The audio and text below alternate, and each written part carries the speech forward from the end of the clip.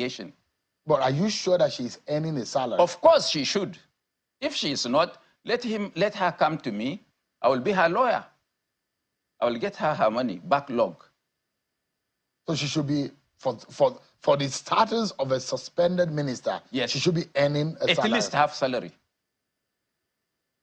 So and nobody is courageous enough to tell us that this is the result of the investigation. Even sometimes you hear that maybe during this cabinet reshuffle, she will be fitted in. You think so? Of course. Why? What's in Nigeria? No wonders now.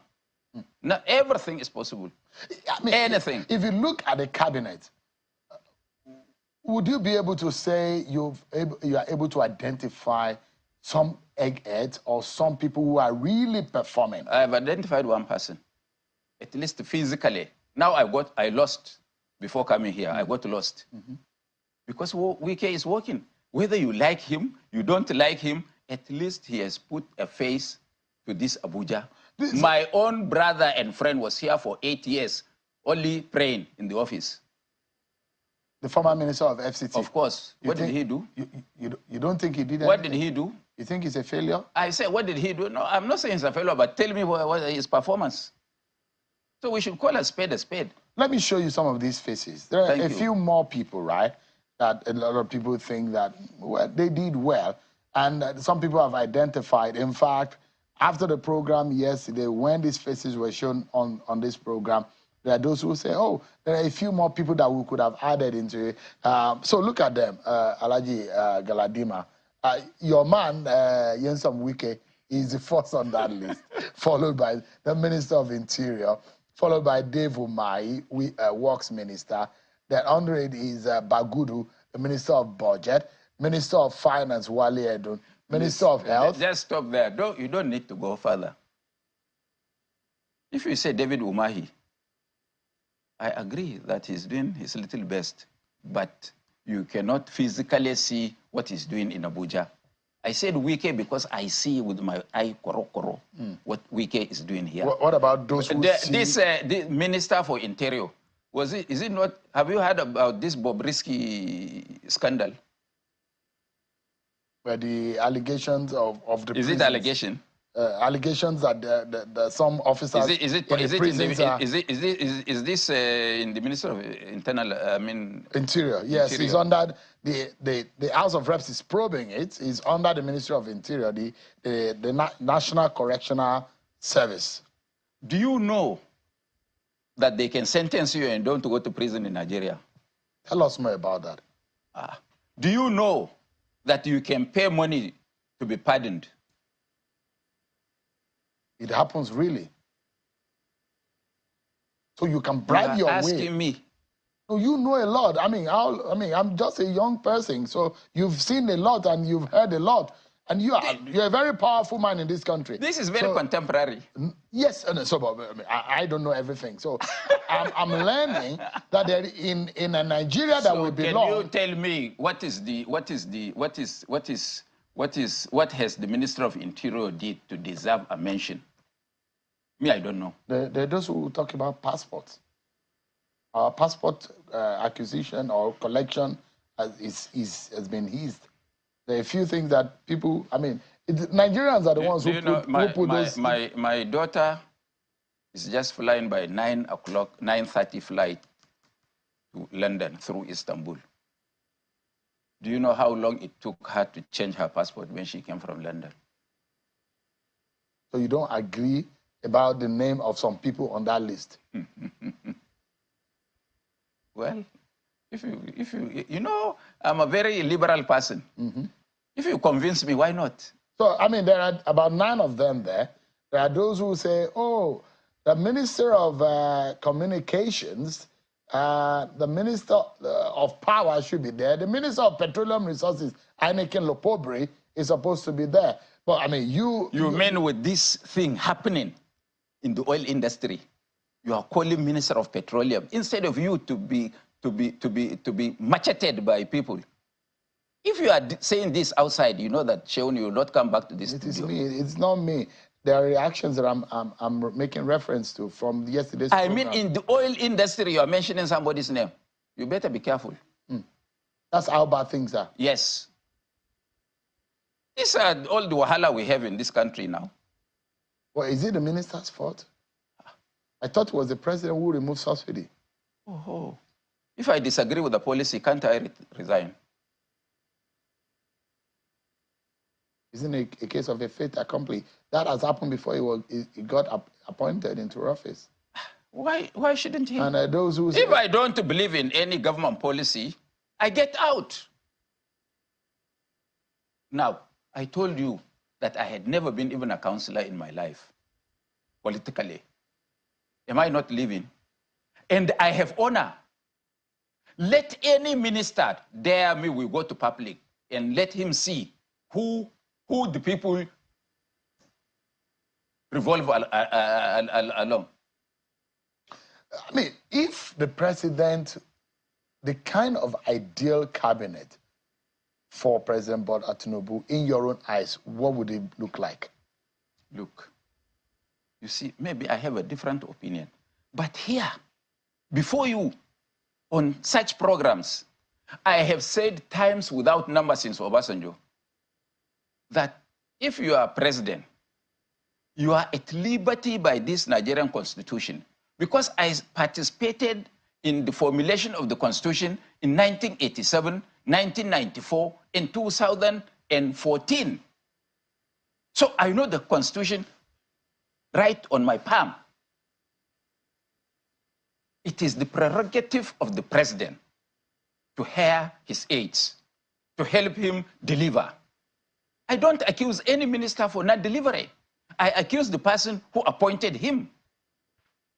So we should blame President Tinubu, of course, for anybody or anybody that calls himself president or governor or now chairman of council. Here on Arise News, thank you for staying with us. The Independent National Electoral Commission, INEC, during the week officially declared Monday Okwebolo of the All Progressives Congress, APC, as the winner of last Saturday's Edo State governorship election after securing 291,667 votes. The announcement came during a ceremony at INEC headquarters in Abuja. Okwebolo's victory over his closest rival, Asue Ighodalo of the People's Democratic Party, PDP, who garnered 247,274 votes, has sparked tensions, with Ighodalo announcing plans to contest the results at a tribunal, citing alleged electoral irregularities. Despite claims of vote buying avoidance by the PDP, Ighodalo alleges that over 160 polling stations failed to use the bimodal voter accreditation system, contributing to a stolen mandate. While the United States commended the generally peaceful conduct of the elections, urging all parties to respect legal processes for challenging results, former President Goodluck Jonathan argues that there is a need for ethical conduct in elections, asserting that technology alone cannot address Nigeria's electoral challenges. Well, with us now is Matthew Uduoyekeme, Director General of the PDP Campaign Council, Edo State, who joins us now to review the Edo State governorship elections. Welcome to the show, sir. Thank you. Good morning. Good morning. Good morning. It's my pleasure to be here. Yes. Right. Well, INEC has declared Monday Okwebolo winner of the Edo State governorship elections. We were here last Saturday for a very long time waiting for those results. But I want to know what your thoughts are in INEC's handling of the elections, especially in terms of transparency and fairness. And I ask this because, of course, the PDP has alleged irregularities in the Edo State elections. Could you elaborate on the specific instances that you believe made this election process compromised? Well, I had actually expected INEC to play by their own rules. The process started very well on the 21st. Voters came out. Yes, the turnout may not have been the numbers that we expected, but because, of the perceived federal might, heavy security presence in the state, I think a lot of people were scared with the way the APC was going about the campaign, threatening people. But then accreditations were done, they used their BVAS machines, and everybody voted, and like where I voted, everybody, we voted, the votes were sorted out, they were counted, and it happened in very many places, like across the state. Yes, APC won in some of their areas where they are strong. PDP also won in most of the areas. And I will tell you that from what happened in that state that day, PDP had most of the votes. PDP, Aswe Ighodalo won that election by well over 65%. Now, where did the game change? When it was now time for the collation, they set up, IREV is a property of the INEC, they set up the IREV and the results were, being thrown up.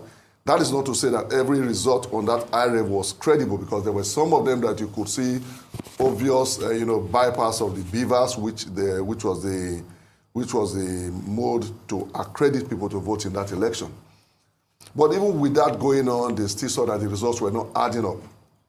Now, they went to the unconventional part of the election, and that was now using the security agencies and INEC itself to collate results and to drive away people. Take, for instance, I am from Igbokwe local government area. At about 7 p.m. on that day, what happened? An Assistant Inspector General of Police comes to the collation center, asks everybody to move now to INEC headquarters from the local government collation center. They were doing that in Igbokwe, they were doing that in Oredo, they were doing that in Ego. Those were the areas, centers. For my local government, yes, they took my back, but they didn't take Oredo and Ego back. And we know where they wrote all these results. In Esako West, where Oshomole is from, for instance, the people were collating the results, and they were trying to add up figures. Whereas in Esako, about 70% of the votes you will see coming from Esako, there were no accreditation. Those votes were not, they didn't use the beavers, and they were all clear cases of overvoting. How come all these allegations escaped the election monitors, the media, and independent people who were on the ground, during the voting? Most of these things, like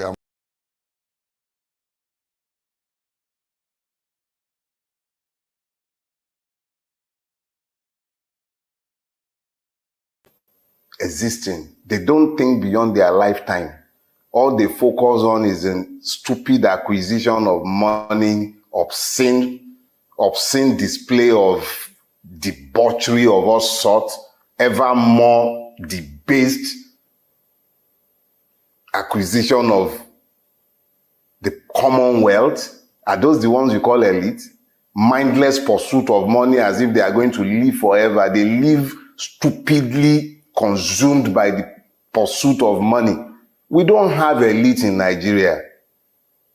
We have no elites in Nigeria. If we were a country blessed with an elite class, they would have demanded better, both of themselves and of the society they have built. You know the tragedy of the people you are calling elite?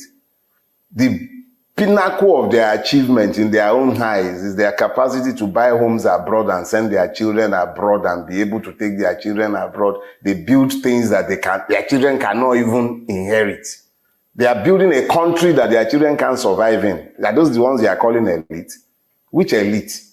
Nigeria is not blessed with an elite class. Wherever you look at it, whether it's in the academia, whether it's in politics, whether it's in the economy itself, which elite? The only thing they compete about is my private jet is bigger than yours. That's all now. Which elite? What is elite about our society? Exactly what have they done in the society that is suggestive of a people that may be considered elite? What elite? All of them are carrying second passports. Each and every one of the person you may call elite in Nigeria today has a second passport. If the British who governs us indirectly or the Americans who benefit from our putrefaction have not granted them either permanent stay or residence or their passport, their children are carrying it, or they will go and buy one of the Mediterranean countries' passports, or they will go to, say, all these funny countries, Grenadine, this one, that one, each and every, including your traditional rulers, they all carry all these funny passports up and down the place. Are those the ones you are calling elite? Elites living in slums, Those are the elites. We have no elite in Nigeria. Don't let's fool ourselves. We have no elite. So please, stop. You don't have an elite. I'm sorry to say. There is no elite in Nigeria. Please. Corruption within the service, while the federal government, through the Civil Defense, Correctional, Fire and Immigration Services Board, has responded by suspending 2 senior officers fingered in the allegation. Nigerians are calling for stiffer punishment for all those that will be indicted by the Special Investigative Panel set up to probe the allegations. Social media influencer Martins Ose, also known as Very Dark Man, had alleged that cross-dresser Idris Okuneye, also known as Bobrisky, bribed officials of the custodial center who ensured he didn't spend a 6-month prison sentence at the assigned facility. At this meeting, the minister says nobody involved in the cross-dresser saga will escape punishment. One thing you can be sure of, you can be sure about, be sure of this, and I swear to God Almighty, we will not shield anybody no matter who the person is. The reason why we took that decision yesterday, is that the in charge, who is a high senior officer, is a deputy controller. That is a senior officer. For error or whatever, he first of all takes while we investigate, so that there is no way anybody can tamper. And when you look at the team that we set up to investigate, you will see there is a mixture of civil society and public servants. The minister says other reforms of the correctional service will help improve security and welfare of inmates, efficient data management, and upgrading custodial centers. We have engaged in a series of infrastructural improvement. I don't want to say too much, but of course, Kuje Medium's Correctional Center is not far from here. I will encourage that you just you go to Kuje and see it as an example of what God has helped this administration to achieve in terms of infrastructural uplift, even to the cells, to infrastructure, to water, to electricity, to the environment. A lot of infrastructural work has been done. And also, part of what we have been able to do is, in Niger State, we've completed the renovation of the administrative block and, of course, a new block at Suleja Prison, Correctional Center. In Kano, we reconstructed the observation tower and, of course, also constructed and rebuilt a mini armory strengthening security measures. In Lagos State, we built a 96 capacity solid concrete cell block at Kirikiri maximum security facility, therefore increasing and improving accommodation for our. In 2024 alone, a combined 400 inmates have escaped custodial centers in Niger State and Borno when some parts of the perimeter fence was pulled down by heavy rains and flood. The Minister of Interior is also facing criticisms after disturbing videos emerged of poor feeding conditions of inmates in Afokang Custodial Center in Calabar, despite an increase. All right, guys. Good morning, good afternoon, good evening to you all. We are finally back here again today. Today is Saturday, 28 September 2024. I appreciate you all, my people. Thanks for your time with us today. Please help us to press on the like button, help us to share, and let's do this together. Mother for all, Mommy Diaspora, good evening to you, Mommy. Thank you very much for all you do. I appreciate you always. Abu Azi, I can see right there. Thanks for joining us every day. I appreciate you, sir. Thank you very much. Mr. Johnson Emmanuel, Dennis Agude, thank you. God bless you all. Manabella Naomi, thank you very much. I appreciate you. Thank you very much. Amaka Fojebi, it's good to hear from you. Thanks for the super chat. Yes, I got your attached text saying that you're disappointed with the Edo State election. Yes, I understand everybody's disappointed. You know, we don't even have any hope now. We don't know where we're going in Nigeria at this particular moment because nothing is working under APC. Thank you very much, man. I appreciate you for all you do. Every one of you right there that I've showcased, God bless you all. Do your part, press of the like button, help us to share. Thank you very much. I appreciate you all. Charity, Devin Gear, thanks for joining us. Raf Oli, thank you very much Vitals, thank you, my wonderful people. Okay, I'd like to quickly take this article here so that I can start taking call to this Saturday. We just need to move on. Anybody that want to join us, please come in on time. We might round up today with just one person giving submission. To be honest, it's Saturday. Okay, as you can see right there on screen, I have a breaking news coming from, this one is Sarah Reporter. Anti-graft agency FCC arrests Taraba ex-governor Darius Ishaku over alleged 27 billion fraud. If you see the money where all these people they thief, now then you go know say they are really, really satanic. They don't care about you and I at all. That's how you know that these guys, they are wicked. The kind of money where they did now billion. They are not interested about you. Sad. But meanwhile, Joe Igbokwe don't cry out. Daily Post, Archie, those who will rescue Nigeria not yet born. Joe Igbokwe mocks Tinubu's government.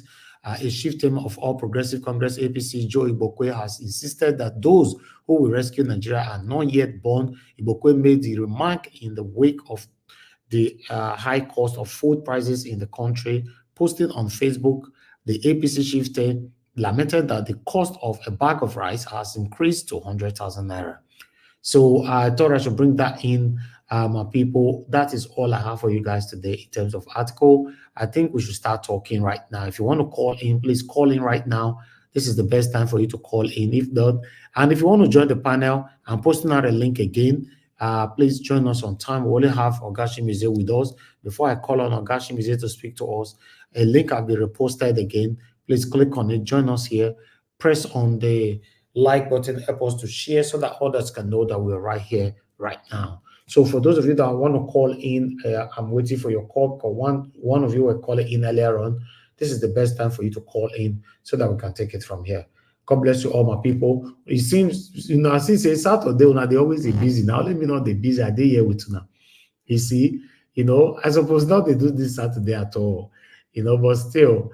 Hello, yeah, good evening to you. Your name and where you calling us from? Hello. Oh, okay. Okay. While hello, can you hear me? Oh, I think there's problem right there. Okay. I hope. Can anybody hear me anyway? I hope it's not my fault. Yes, Niger Watch, I can hear you. I can hear you. Oh, you're coming loud and clear. Yeah. God bless you, sir. Thank you very much. Ogashi, this one will join me early today, so hey. I'm a busy person, but I still, trying to put my voice out there. Know what I mean? So I'm trying to. Talk to us first before. Yeah, Niger Watch, I greet you. I greet all Niger Watch family, Mama in the diaspora. I thank you for all you do. You're there, being a backbone to your son and to the platform. I like all you do. I like all the Niger Watch family. Yeah, congratulations to us, Niger Watch. I watched the game, but man, that's not game. It was kind of they will kind of break my heart, but I said at the end of the day. Sorry, sir. I know your submission not a quick finish, but let me quickly pass this before you give your proper submission. No worry, you got enough time to talk today. I want to quickly appreciate you, Divine Cross, for the support. You supported me earlier on. I don't know if it's a private, because some of you that support and are saying that private, so it's better. With those that appreciate whatever, give it to them, can get more. Divine Cross, I'm very, very grateful. Thank you very much, Barbara. I appreciate you as well. God bless you. Thank you very much, every one of you that will be supporting on our Nigeria account. I want to say I'm very, very grateful. For those of you that want to support us on Nigeria, based on we are in Nigeria, our account number, we post it every day. That is right there on the screen. You can support us right there on Nigeria Watch Media account number. God bless every one of you. Now God will bless my people. I'm not taking anybody for granted here. Let's continue to join head together to do what we're doing in our time. Thank you. Ogashi Mize, you have the floor, sir. Talk to us. Spend the time now. Wait till you never talk for the past 1 week. Talk on before people come to the panel. Oh my God, Mr. Nigerian Watch. All right. In fact, that's in fact, you know, like last yesterday, you know, someone was saying that. Now I know I said something on it about Nigeria is the worst country and you know, blah blah blah. Now that first video, it's like I was watching the first person that says something about he said Jagaban, he gonna do this, he gonna make Nigeria, he gonna get it right. And then after everything is so they won't do. You see, we have a problem here because Tulumbu is your brother. Then you don't want to say yes, he's failing. In fact, he has failed to do what you guys want him to do. So I don't see the reason why we will keep Nigerians or whatever, or because of the tribal bigotry, you still remain adamant to say Tulumbu is getting it right. How? Can you tell me how is he getting it right? I don't see anything. You're hungry. Your gas, that means for the gas that is fuel, is on high side. People can't even move around the way they moved before. Don't you know that fuel is business? Fuel. If you put fuel on your car, it can go in so many places. People will come to buy from you. You're telling me Tulumbu is getting it right? Man, how are we gonna? How do we get here? And how are we gonna get out from this quagmire or get out from this? Hey, oh my God! Can people reason, please? How? Can I give these people hearts, mind to understand that nothing is working? Come on, people. Don't be because of your brother is there. You can't criticize him. You can't say no. It don't. Some few do on that video say no. It's not getting it right. But some gullible ones that if you call protest from now to 100 years, or if Nigeria was say 78 years, they will never show up. Rather, they will say it's getting it right. Okay.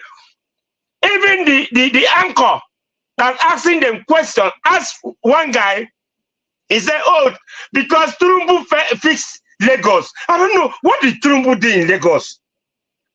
Bringing Agbero in Lagos? Okay, he said, what did Tulumbu do in Lagos? He said, he bring come on, I was laughing. He, five, what does he call it? Five,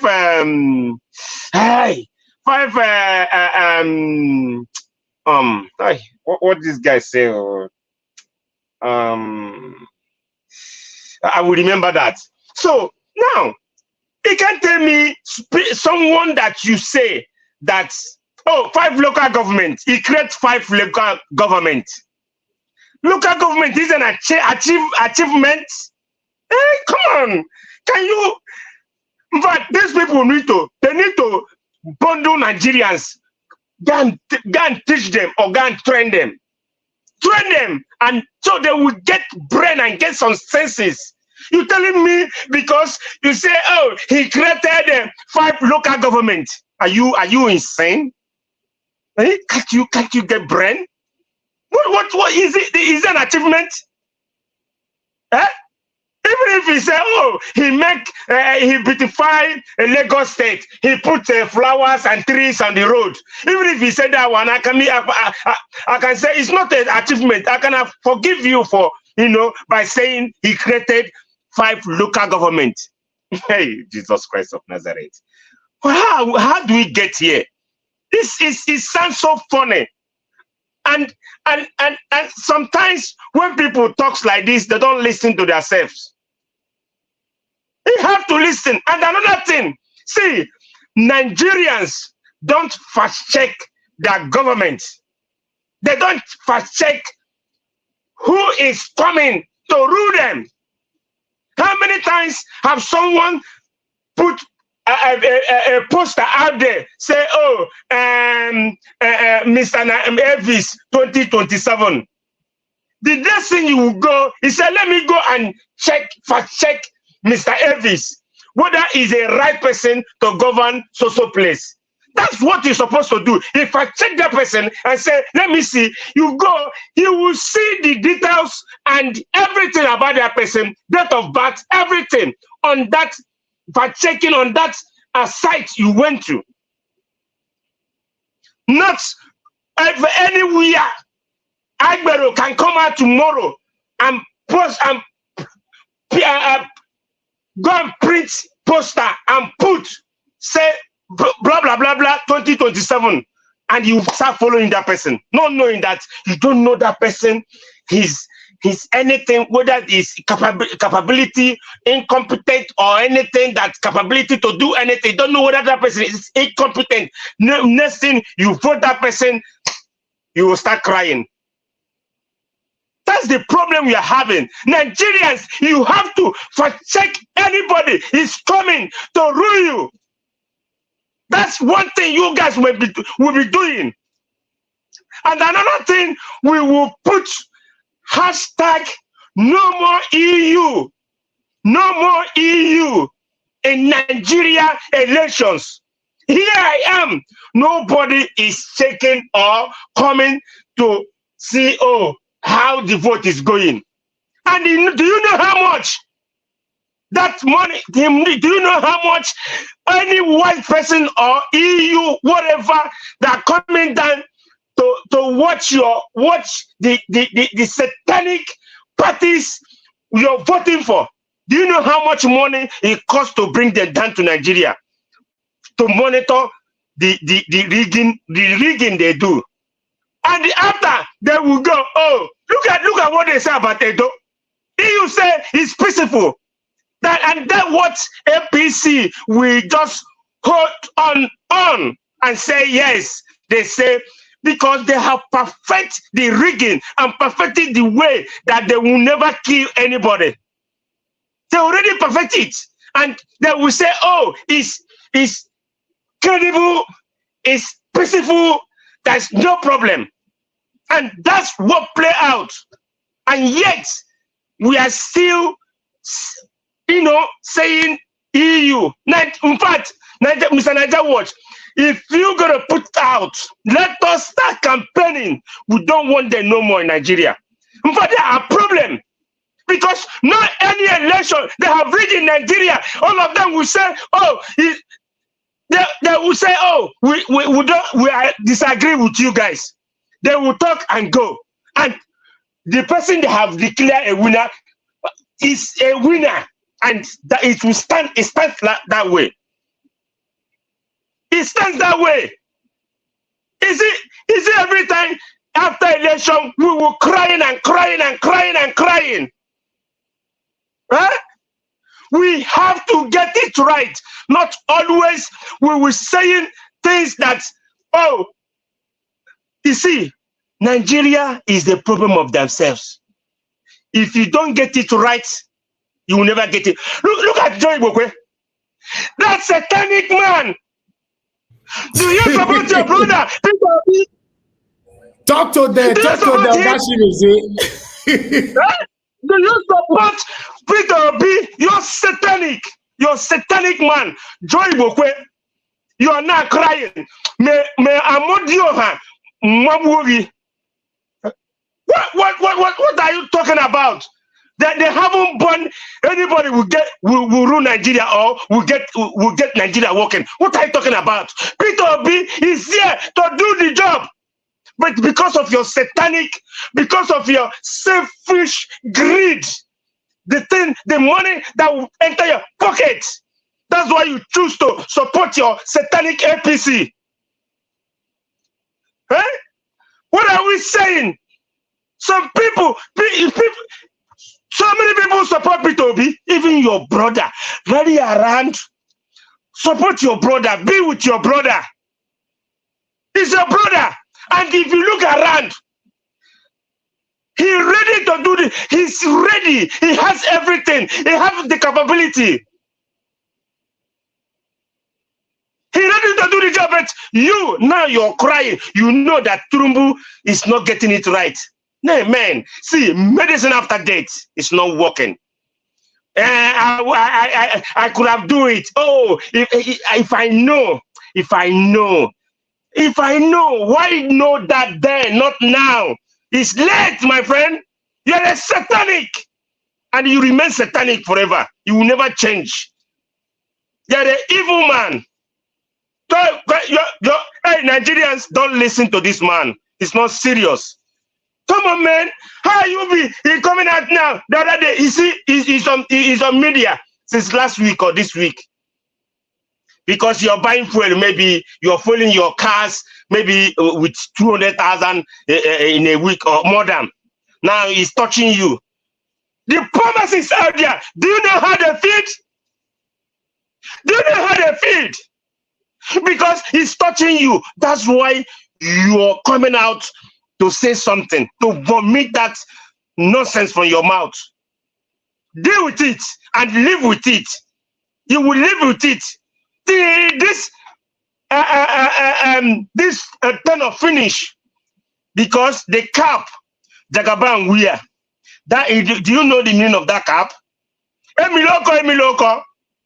Baba me know well. Ide shato Emiloko. See, hand they shake, leg they shake. He uses it to deceive you guys.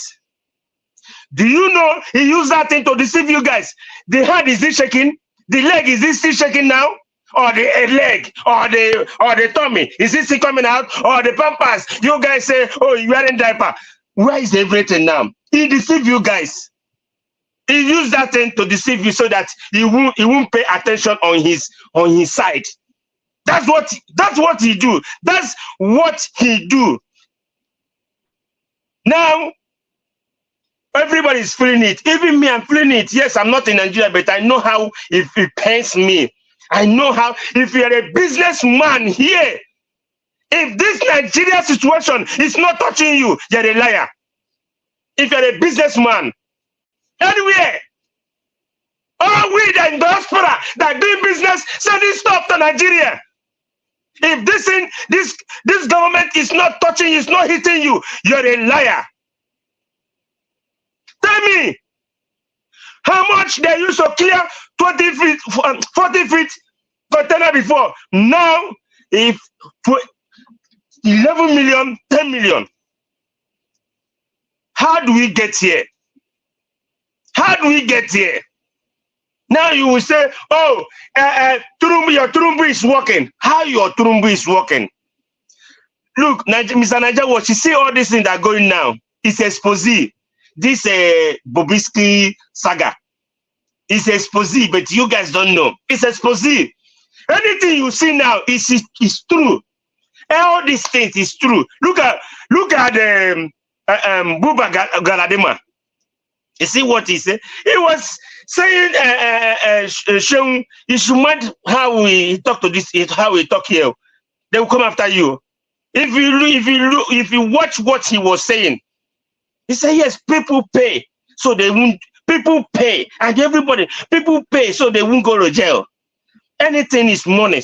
Anything money will never. You see something that money will never solve in Nigeria. If Mr. Death knock on your door, I say today, I'm taking you, and no matter millions, billion you bring, that thing, he said today is the end. Our brother, it happened to him, and today, how can death teach us a lesson in Nigeria?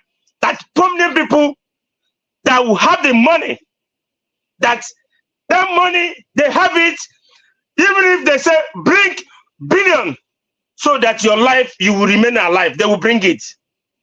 If those things can teach us a lesson, a death, if they don't teach us a lesson, that means nothing will teach us a lesson. If you're doing anything, if you're taking money, squandering money, remember that is a Mr. Death. And one day, all those money you're keeping in burying in a ground, putting in your car, giving your girlfriend, giving your anything, anybody, giving your brothers, say, keep it for me. Or mansion upon mansion upon mansion upon mansion. One day, it's just only 6 feet. He will never see anything. If Nigerians, if those politicians, especially politicians, will remain that there's Mr. Gates, they will just retreat yourself back and say, let me do the right thing for the masses of Nigeria. If they do this, in fact, they will start, Nigeria will start praising them. But rather, they will use that money to be acquire so many things, so many cars. 2027, they will buy it right away. They will buy it right away. Which why, or if you acquire all these things, what is the profit a man and they have everything on the whole world and loses your soul? Do you take those things? So many of us go to church every Sunday or every week. You hear word of God. You go to mosques. You go to everywhere, wherever you belong. You go to Amadioha. You go to somewhere. You go everything. All of them is calling one God. Do you that thing you do go? Do you remember that those things is one day your life might be end one day? Do the right thing to the masses. Bring down the fuel.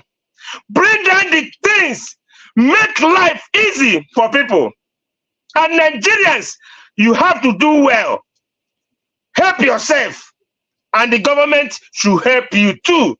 If you help yourself, government will help you. And government help put security, put everything in tight so that people will go their various businesses without no fear. Go their farm, go and farm. You go their farm, go and do their work from all their farms. Not when you're going to farm, you get scared. Say, oh, people, I don't know, they will harm me, they will rape me, they will kill me. What are we doing? Nigerians, get up. And please, anybody on this law enforcement, all this bribing scandal of Bobrisky, I bet you, I pleaded on you guys. Anybody, as that minister said, anybody that's your name or his name appear or her name appear on this scandal, bring that person out so that we know all of them.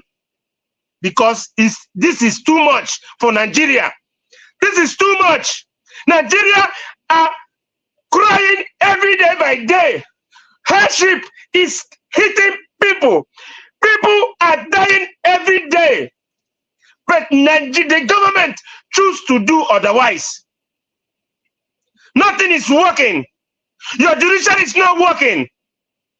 Everything you say you do to the poor masses or to the masses, nothing you're doing. You're saying 8,000. What is 8,000 naira? 8,000 naira never cook pot of soup now. Even if you cook pot of soup, have the 8,000 buy gare that you use to eat that soup. You use 8,000 to cook.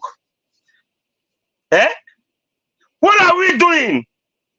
The masses need government to help them. Help them in the security area. Help them in any way that you guys will help them. 8,000 naira is not enough. It's not nothing. It's nothing. How much is 8,000 naira? How much? Take it in dollar. It's nothing. I don't know whether it's up to. It's not up to. It's up to $10. What is 8,000? Eh? I think the way this government, this APC government, is because of see finish. That's what they are doing. So that people will be people will be crying for them.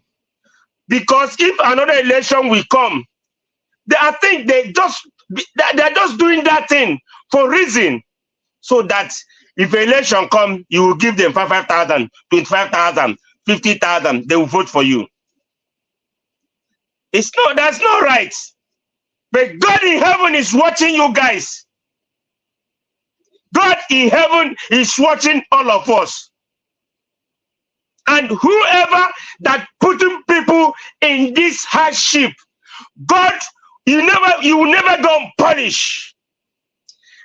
You that putting people in hardship, you will never go and punish. I bet you. You have made Nigeria, you are making mockery of Nigerians. The APC-led government of this Jagaban. You're answering Jagaban. You're answering Jagaban as you are the all and all. Nigerians, they have to wake up. If you say October 1st, the protest that is coming, I don't know. I said something here in this platform before that you say the protest. I said the protest. I don't see anything that you guys gonna achieve from it.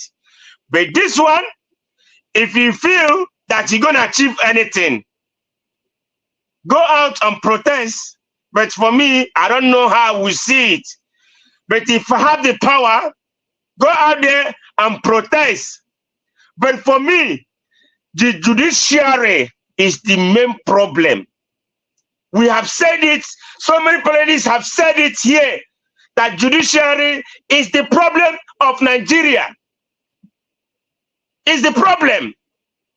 INEC, judiciary, all of them. We have to get things right. Nigerians, we have to get things right. We have to get things right. And releasing Nnamdi Kanu is overdue. Is overdue. Release him so that he will go. Release him. All the whole people that, there's so many people out there in prison because of one thing or the other. They never do anything. Nobody to talk for them. But you choose to put them in that cell because that nothing will happen. Thank you, Niger Watch. Remain blessed. Thank you. You can see now that all the talk that you could not pass on for the past a week or two, you don't get opportunity now. You don't pass all of them, right? Right. Thank you for your wonderful submission. I appreciate your submission. You hit it very hard on them because we need to speak the truth. Nothing is working right now in Nigeria. A lot of them are suffering. And if you see the concluded Edo State election, people still taking peanut to buy votes, 8,000 naira. Sell your future for the next 8 years for just 8,000 naira. It's crazy. So thank you very much, sir. Thank you. Mr. Jonathan, it's good to have you on the show. Before that, I'd like to appreciate you, Mr. Joseph Oji. God bless you, sir. Thank you very much for all you do. I appreciate you, sir. Mr. Jonathan, it's good to have you on the show. I beg, talk to us, sir. Good evening to you. Thank you, Mr. Elvis. I greet you. Happy weekend. Happy weekend, sir. Thank you. And, thank you. God bless you for the good work you are doing. I greet my fellow panelists, Mr. Chimeze. Thank you for your submission. You've said it all. Thank you, Mr. Jonathan. Yeah, you've said it all. I think we might have just pack up now and just go home. Mr. Elvis, you just close the broadcast. You've said everything. So, but let me greet those on the comment section. Omi Diaspora, I greet you, man. Happy weekend to you, man. God bless you abundantly for the great work that you are doing. God will continue to strengthen and uphold you. I greet all the all those that are the comment section, listeners and callers. I greet everyone. Welcome. I think I want to start. I listened to the interview of Mr. Buba Galadima. And I actually tried to listen to, because it was interesting to me. So I just decided to even listen to it all. And one area that piqued my attention, I loved it so much when he said it. And he said it to the face of Shehu when he was asked, what will his candidate have done differently? That is Kwankwanso, if he had actually won in 2023. What is it that he will have done differently from what Tinubu is doing right now? You know, the first response he gave, I love it so much. It's like he used Koboko on the Nigerian media. So shameful. He said the first thing they will do is that they will hire CNN and Al Jazeera to come and take over their job. Take over. They will bring CNN and Al Jazeera to Nigeria to come and do real media job. He says so. Because it is the Nigerian media that is failing us. Where do you want to start from? Because they're supposed to be the media, the Nigerian media should be our eyes, should be our mouth for the average Nigerian that cannot speak, average Nigerian that doesn't have access to internet. Before you say Jack, they use it whenever it pleases them, the political class. Whenever it is appropriate to them, whenever it is beneficial to them, they will say Nigerians doesn't have access to telephone. So that's why they won't campaign. So they would like to go to door, use door-to-door knocking, because it fits their narrative at that point in time. It is the same Nigeria, they will also say that they are paying 80,000 using technology. That time technology will work. When they want to steal, technology works. When it comes to election, technology does not work. You can see their double standard. They are criminal double. It's not just double standard, criminal double standard. And it is the Nigerian media that is giving them the room to operate. I put it squarely, and until we see the political class that will start putting the blame, not 80%, not 90%, not 99.99, 100% on the foot of the Nigerian media. If you are not a media, pack up and get up the space and stop deceiving Nigerians. If we don't have media, if CNN and Al Jazeera will be doing a better job for us in Nigeria than what this Nigerian media are doing. Yes. Nigerians will benefit more. What is it media that we have? Arise News, Channels TV, CTV, News Central, and all the regional ones. Those ones are media, or they are just popcorn and granite rooms that they call media. Those are media. Rubbish. They are the one killing Nigerians, and today I'm centering on the Nigerian media, and henceforth I will focus on them as long as at the same time while you are, because see, Nigerians are impoverished. They are poor. Yes, they don't have access to so many things. If the Nigerian media have been playing its role effectively, Nigeria will not be where we are today. If they really take it up and say, yeah, this is our job, we're going to do it, whether we do it, we'll buy. If you don't do it, we'll buy. This is for the people. We are going to do the regionalism. This is Nigeria will not be where we are. This past Saturday, a week today, when the election in Edo State, where was the Nigerian media when they are perpetrating all this rigging? They call themselves media. Media my foot. They'll sit down in one room, call it studio. Get one mushroom, one crooked license issued by the Nigerian government, call it media. People on social media are doing excellent work. The Lives of Nigerian Watch and so many media on the internet, they are doing brilliant work. Call yourself, so they will pack themselves inside one room every day. like sardine. Bring people, bring, people. It's rubbish they are doing. How much money are they spending?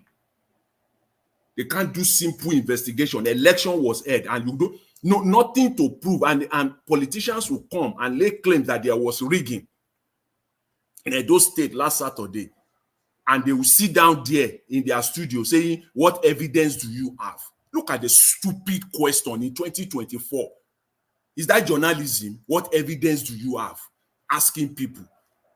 Is it not you that will come with your own video evidence, audio and video evidence to corroborate what people are saying, or to trash the story that people are saying? Nothing. You want them to go and bring it, and you say you are media. You don't have media. It's an extension of the Federal Ministry of Information. Yes, it's all of them. They are just a unit, a unit, not even a department, a unit of the Federal Ministry of Information. They pack them together there, and they call themselves Arise News. They call themselves Channels TV. Doing rubbish there. If you don't want to do media work, get off the space, because you're supposed to be the mouthpiece of the Nigerian people. You have let Nigerian people down so much. So much. What do you want them to do? What do you want the Nigerian people to do? People that majority of them, yes, agree, they don't have access. But you have access. Information are flying all over the place that INEC shot people out. They took materials from collation center to INEC head office in Benin to start rewriting result on their own. And Nigerian media was nowhere to be found. No video, no nothing. No, you will not hear any investigative report in the coming days. Zero, nothing. To that effect. Even if you are not there, but people are saying it, they are not on ground now doing investigative work that they can come out by today. 1 week is too much. They should have been coming out with their dossier now, releasing bombshell upon bombshell, either to corroborate what people are saying or to say it is not so. You will hear nothing. When Galadima now said that, see, one of the things that they will have done, yeah, I agree with him on that one 100%. He said they will hire CNN and Al Jazeera to come and do their job for them in Nigeria. We need to talk sense into this thing they call media in Nigeria. They have failed us miserably. Is it the poor Nigerians, the rural people in Nigeria that people are complaining that they paid their money exchange hands to buy votes? The Nigerian media has nothing to show, whether to disprove it or to agree with it. They will be asking people what evidence. Media. They are the one killing us in Nigeria day by day. If you don't want to do this thing called media, pack up and go. Yes. A serious government will bring real media in. Because CNN will not come to Nigeria and jeopardize a name. They won't do that. CNN will not jeopardize the name of CNN, that brand. They come to Nigeria. If Nigeria will kick them out, they will kick them out. They will do the real job. Al Jazeera is not going to jeopardize the name. They will do the real job in Nigeria. Nothing to show. They are the one killing us in that country. And Shehu, whether he was pretending, whether he was being sarcastic, asking Buba Galadima, tell me more. Is that true? I don't know. Maybe he was just trying to elicit more information from the man. Perhaps, I don't know what was going through his mind. Maybe he was trying to do the job of I don't want to call them journalists. I'm finding it difficult to call them journalists. They're just as much as, see, I know you want to protect yourself. You say you have a family to protect, you have a job to protect, but at the expense of what? At the expense of the Nigerian nation. That's what you are doing.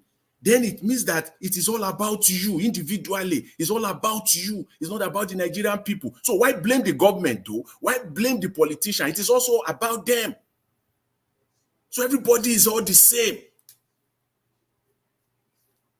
That's why somebody can come out and say the generation that will save Nigeria are not yet born. What a colossal statement to come from a man, a human being. So which means that in the next 50 years, because they are not yet born. So you give them 25 years, right? They are born today, before they start rising up.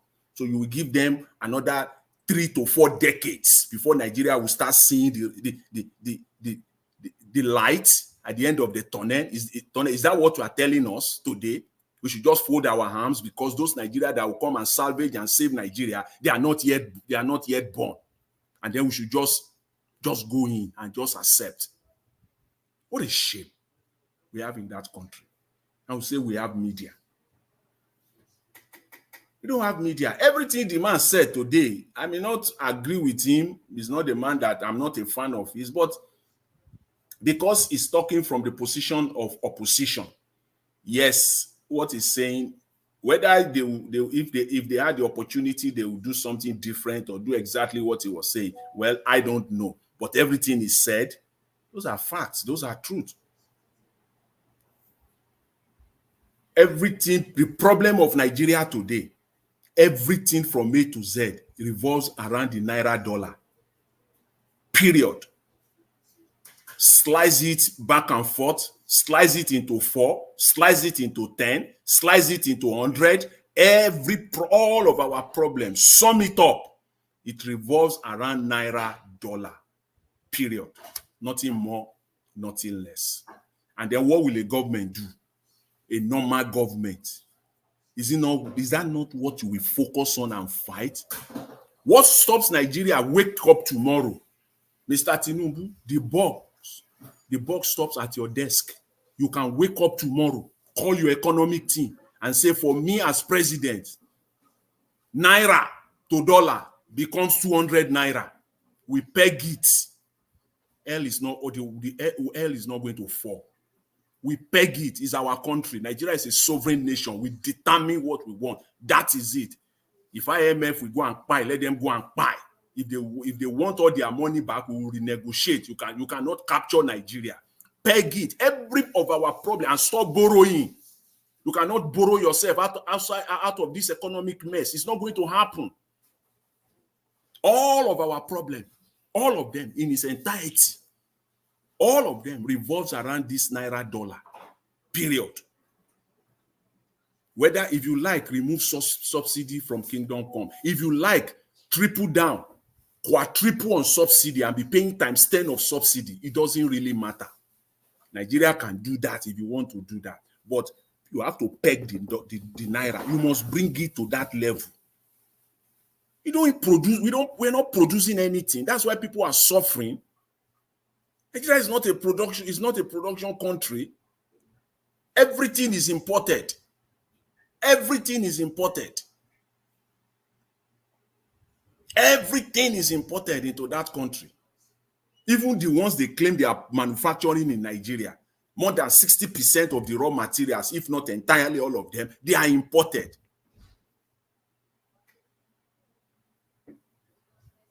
And then before you now is talking about reshuffle all you like. Reshuffle, bring the dollar, the Naira, wake up tomorrow and say, yes, the state of Nigeria have decided to peg our currency 100 to US dollar, and that is the value of our currency. Bring it to that level. Hell is not going to fall. The world is not going to is not going to fall. Nothing will happen. Yes. But because every one of you is benefiting from it day and night at the expense of the Nigerian people, you will not do that. You will never do that. That is the problem. And until you do that, you can reshuffle all you like to reshuffle. Reshuffle all the ministers, because the people that will come and give you this advice, they will not come. Yeah, we have them. We have them in Nigeria. We have them in the diaspora who will reason like this, who will come and tell you the truth, that this is what you need to do. And if you don't do it, if things are not working, if you don't go by the advice of the minister, the good minister will resign. because he has name to protect. He has integrity and character and career that he has built over the years to protect. He will get off that system. He's not going to stay put there, do a pie. No, he will get out because he doesn't want his name to be tarnished. He will give you the people that will give you this advice. They are all over the space, everywhere in Nigeria, in diaspora, but they will not come. So you have to manage yourself with those crooked, corrupt politicians. Those are the people that you will bring on board. And you said, and you said ministers are not performing. And then you yourself, I said, it is you, Mr. Tinubu, you are responsible for the state of Nigeria today. The ministers are working for you. If you are sure, ask your minister, those ones that they are claiming that is performing, the one that is running his mouth, the Minister of Works and Housing, David Umahi, who was claiming 3 days ago in their scripted press conference, all of them, what they have done, what each ministry has done, and David Umahi touting the fact that he has done almost about over 300 roads. Okay, Mr. Umahi, Mr. Tinubu, tell you, Mr. Tinubu, if Mr. Umahi has actually spent Nigerian money, the 2024 budget, on over 300 roads, please pick 6 roads, 6, one from each political zone in Nigeria, 6 for Mr. President. Let Mr. President go and stand, let them block those roads and let him stand there, let them mount a podium for him there and let him come and boast about that road. 6 of them. That is what government does. Let if you are sure, and if Mr. Tinubu is also proud, tell Umahi to give you 6, 1 in each geopolitical zone.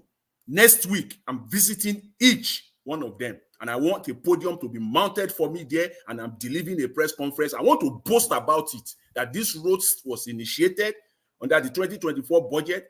This is the state, 60%, 70%, 80% completed. Go and do that. They can't do that. You'll be talking that they have done 360 something roads across the length and breadth of Nigeria. Nigerians are blind, they will not see it. Even if whatever you say you are doing, how much money was expended on, how much money was budgeted for it, how much money has been spent on them. If not half of those money, what is more than half of them have been stolen already. Pick 6 out of, is it difficult to pick 6 out of 300? After all, Umahi is running his mouth that all of them are nearing completion. And you can't pick 6 that your principal can come out.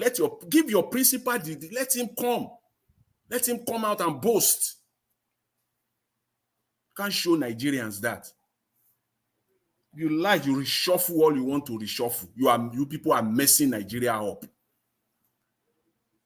You are just messing the entire country up. You can't borrow, there's nothing you can do here. And I'm going to end where I started. Is in Nigerian media. They are our problem in Nigeria because they're supposed to be the mouth, the eyes, the legs, where Nigerians cannot walk to, where they cannot reach. The media can reach there. Where their eyes cannot get to, the media have access to do that. And they have the megaphone. They have the megaphone to speak out. And in this age of social media, the social media will pick on it. There is no investigative, if you do any investigative journalist, they will come after you. But a true media will not shy away. The true media will not shy away. That is what the true media will do. They have been our problem. If we don't have media in Nigeria, let us know that we don't have media. Let's just bring CNN to Nigeria and Al Jazeera to Nigeria. Let them just be doing it. Because before you say it, they will say sovereignty. Nigeria is a state. Sovereignty at the expense of what? Sovereignty at the expense of what? A sovereign nation, when people are impoverished, people are poor as anything you can call it. Starts from, where do you want to start from? The mortality rate you want to talk about, health system you want to talk about, education you want. Where do you want to start from? Let's take it one after the other. And all these ministers that are in charge of all these ministries, let them come out and defend it, not scripted interview. Let the real media, the real one, face them one by one. They will not last 5 minutes. They will not last 5 minutes in that interview. They will be disgraced out of that interview. But that's where, and I'm hearing this news about 8,000 naira. They want to distribute 8,000 naira to Nigeria again. I don't know where that is coming from. I don't know I don't know what is going. I just don't understand. 8,000 naira to 12 million, 96 billion. Just want to throw 96 billion into some people's pockets. And then they will say one minister of interior is performing. I just laugh. Nigerians we have been so daunted, we have been brought so low that we don't have standard anymore. To the point where it is the interior minister that is performing, because that's our level. The man is performing. They said the man is performing. Because of what? They said because of Nigerian passports. Which Nigerian passports? The man is performing. The prison where people don't go to prison if you have money. The man is performing. In a normal climb, he will be the first person to be fired before he even have the mouth to be firing people. It is the man that is in charge, his principal, Mr. Tinubu, will first of all fire him first of all before he himself even have the space to be firing people. He said he's performing. Look at how low we have come. That our standard is Tuji Ojo of the Ministry of Interior. Is our standard. Is performing. Performing what? Performing. Nigerian police. Nigerian police is under that ministry. If people don't know, it's performing. Look at the state of the Nigerian police.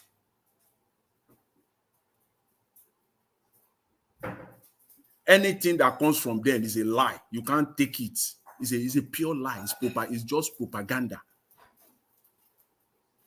Under his watch, look at the state of the Nigerian police all across Nigeria.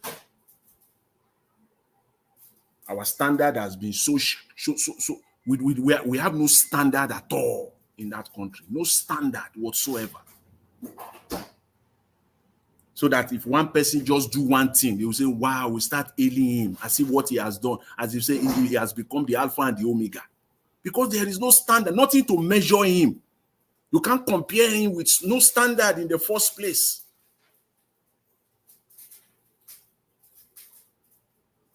So, Mr. Tinubu, you are responsible. Everything in Nigeria today, every of our problem from A to Z revolves around naira, dollar, period. Why? Nigeria is not a production country. Entirely everything is imported. The only thing they will be touting around the place is crude oil. And when you see oil and gas, they say Nigeria export oil and gas. Oil and gas that has been mortgaged already.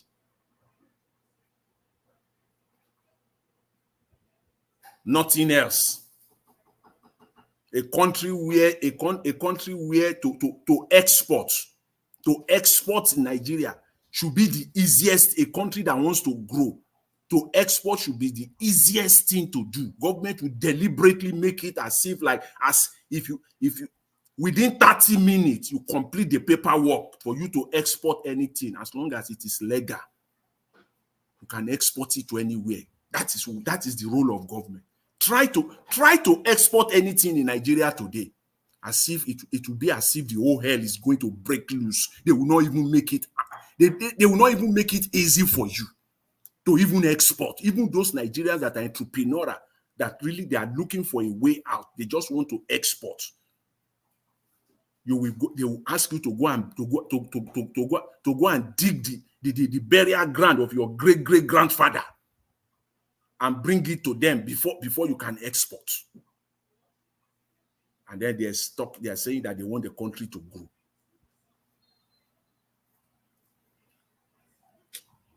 So that's just all I have to say. But it's important to emphasize to the Nigerian media that they have failed Nigerians. They continue to fail Nigerians. They are not doing the work of media. We don't have media in Nigeria.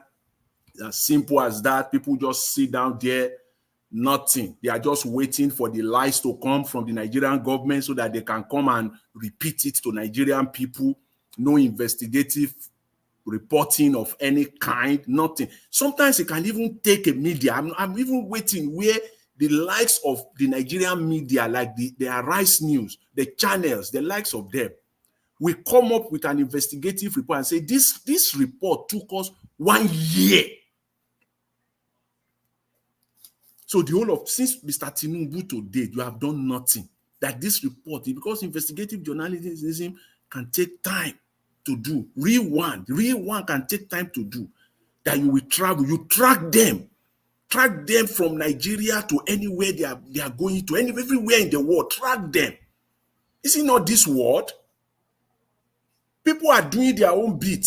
The social media are doing their own bit. How much more the media that you have all the resources, the wherewithal, if truly you want to do it.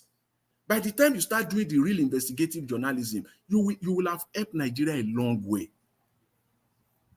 You have failed Nigerians. If anything, this past election in Edo State, you failed again.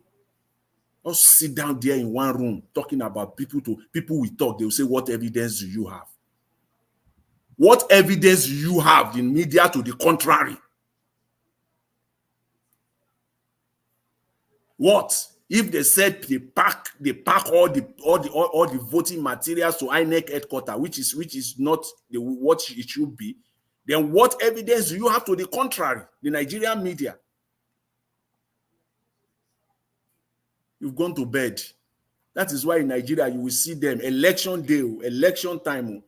By 8 they have closed. It's a normal thing in Nigeria. They just do their normal 8 to 4, 8 to 5. They go home. So politicians can perpetrate their crooked acts in the middle of the night, because all of them have gone to bed. They want to resume again at 8 when everything has been done and dusted in the middle of the night. And you say you are media, where you're supposed to have your camera there 24/7, hidden camera. They don't even need to see it. Just come and show people something. What stops you from doing that?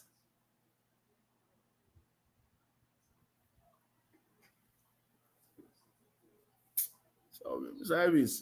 I'll leave it at there for now, so that let's allow other people to come in, maybe call us. All right. Thank you very much. I really appreciate it. Thanks very much. Thank you, sir. Please, there's no time limit today because just 3 of us here, so but we're going to be having our final submission right now. If you now check the submission from Mr. Jonathan and Ogashimize, you will understand where we all are coming from. In terms of INEC, according to Mr. Jonathan, if I have to add to it, there's no way we can ever get a election right in Nigeria if not just Mahmoud Yakubu changed. These guys need to be elected. INEC chairman needs to be elected. Not selected by the way they are doing now. Even though they remove Mahmoud Yakubu today, we are still going to face the same situation with the new person they are bringing in. Just check, for example, the CJN have been changed, right? See who is there. So that's what we are going to face. So for me, I'm beginning to lose some interest about Nigeria. That is if Nigeria will work anytime soon. It's just the truth, because we've tried every angles now. We get to understand that we have a long way to go, especially the one that just happened in Edo State now. That is enough for us to know that Nigerians are not ready yet. We are only just pretending, we don't tire, we're hungry. No, we are not ready yet, because for anybody to collect any money, I understand some people are justifying it, supporting them. No, they are hungry. That's why. If you are hungry, you collected the money. Why can't you do the right thing? It's crazy. It's crazy, man. Mr. Shimizi, I beg, talk to us, your final submission, make we round up this show. We don't have enough people today, so it's a benefit for me. Rashmis, are you there? All right, Mr. Niger Watch, thank you so much. Thank you, Thank you for all you do. I see Joseph Oji. Joseph Oji, I saw what you said. He said, PDP, I have love with the PDP. See, my brother, the reason why I like PDP, I love PDPs. When you marry two wives, you know the you say, oh, I may marry this one. You say, oh, it's not. Oh, this woman is giving me trouble. Then when you go out and say, let me marry another one, then when you marry another one, they come to your house, and see you check, and the one you having is angel to compare the one you just married. In other words, PDP is better than APC. I'll keep saying it. Even if he put GUN on my neck, I will still saying it. They are still a saint towards APC. APC is satanic. They are devilish, incarnate. They everything we talk about. They buy human being too. They do all of this. They do everything for them to get to power, to grab the power. And if they grab the power, your own is finished. What remains? Just to put you to poverty that you never think of. Look at, if you check what is going on in Nigeria today, you know that even the rich in Nigeria right now, they are not getting it. That is, in fact, it's hitting them. It's, you know, reason why this satanic what's his name? What's his name again? Igbokwe. You know the reason why he came out? Because it's hitting him. So let me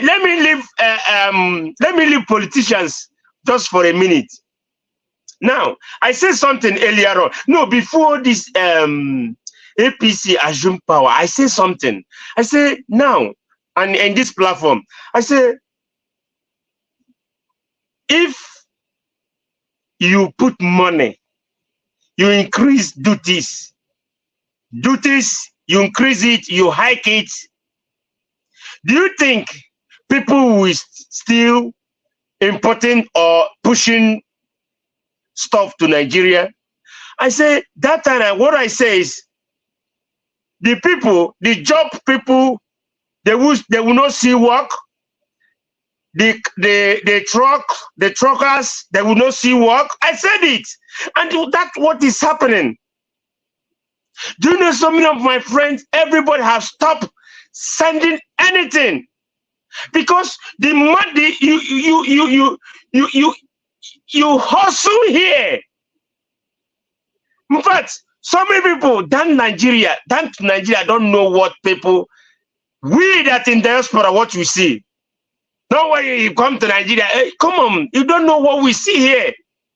If somebody with working day and night and just get something, push it to Nigeria, then you are making money for the customs and to the government of Nigeria.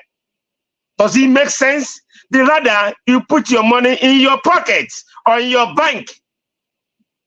So for me, that's the way it goes now. That's why Nigerians are getting it harder and harder and harder every day. Because so many people have stopped importing or exporting. They are doing local. So because you choose to vote for somebody that don't have anything to give to you guys. Unless when you get it right, things will start working out. My brother Joseph Oji, why I love PDP, because PDP have human feelings. Believe me, if you check when I know that they have their own trouble too. But when you check two of them, you know that these people, PDP, are still good people.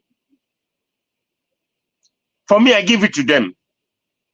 So, I don't know what is going on in River State. I don't know what's going on there.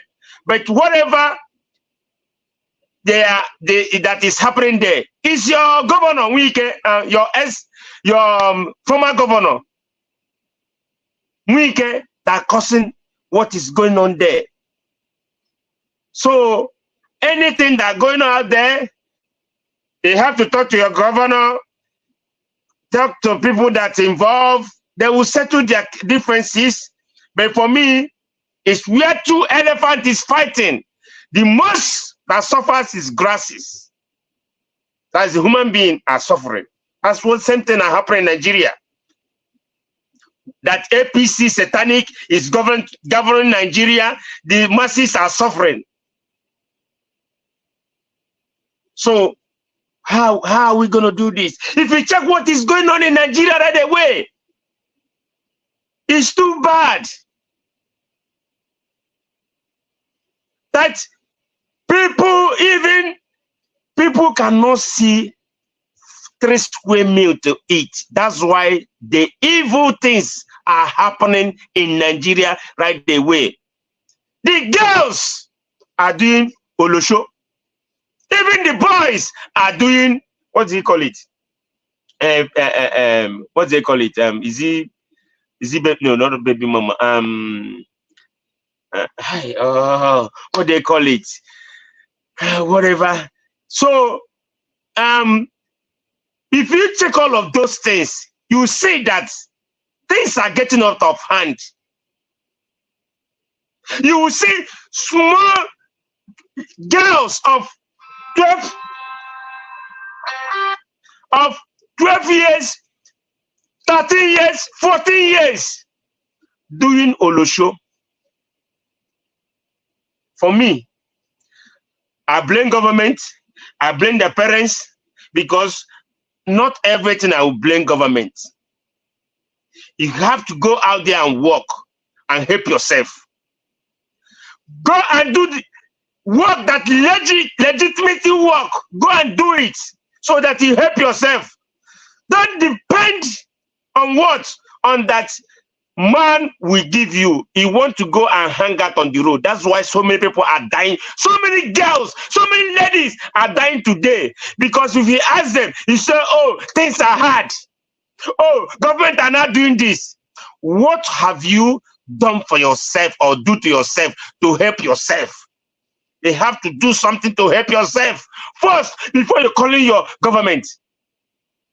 Now, if you ask them on the street, what do you prefer? To go and do a job of 70,000 a month or sex girl? No, they will tell you, no, I prefer to go and do olosho, hook up and hook down, or internet ashawo, so that the 100,000 nights they got it. So how? And they're killing you there, killing you, using you to do money rituals. After, are you going to tell me because of your government is not doing the right thing, that's why you started doing the bad thing too? You have to do the right thing to help yourself. Don't look their government, because of your government is not doing the right thing, you start doing wrong thing. Do the right thing for yourself, to help yourself and your family. That's why the Igbos are not looking. I know it's everywhere. The Igbos that doing their business, when you say they want to do this, they want to do that, but they will focus on that business and keep it going. Don't look those areas. You will hurt yourself. You will hurt yourself.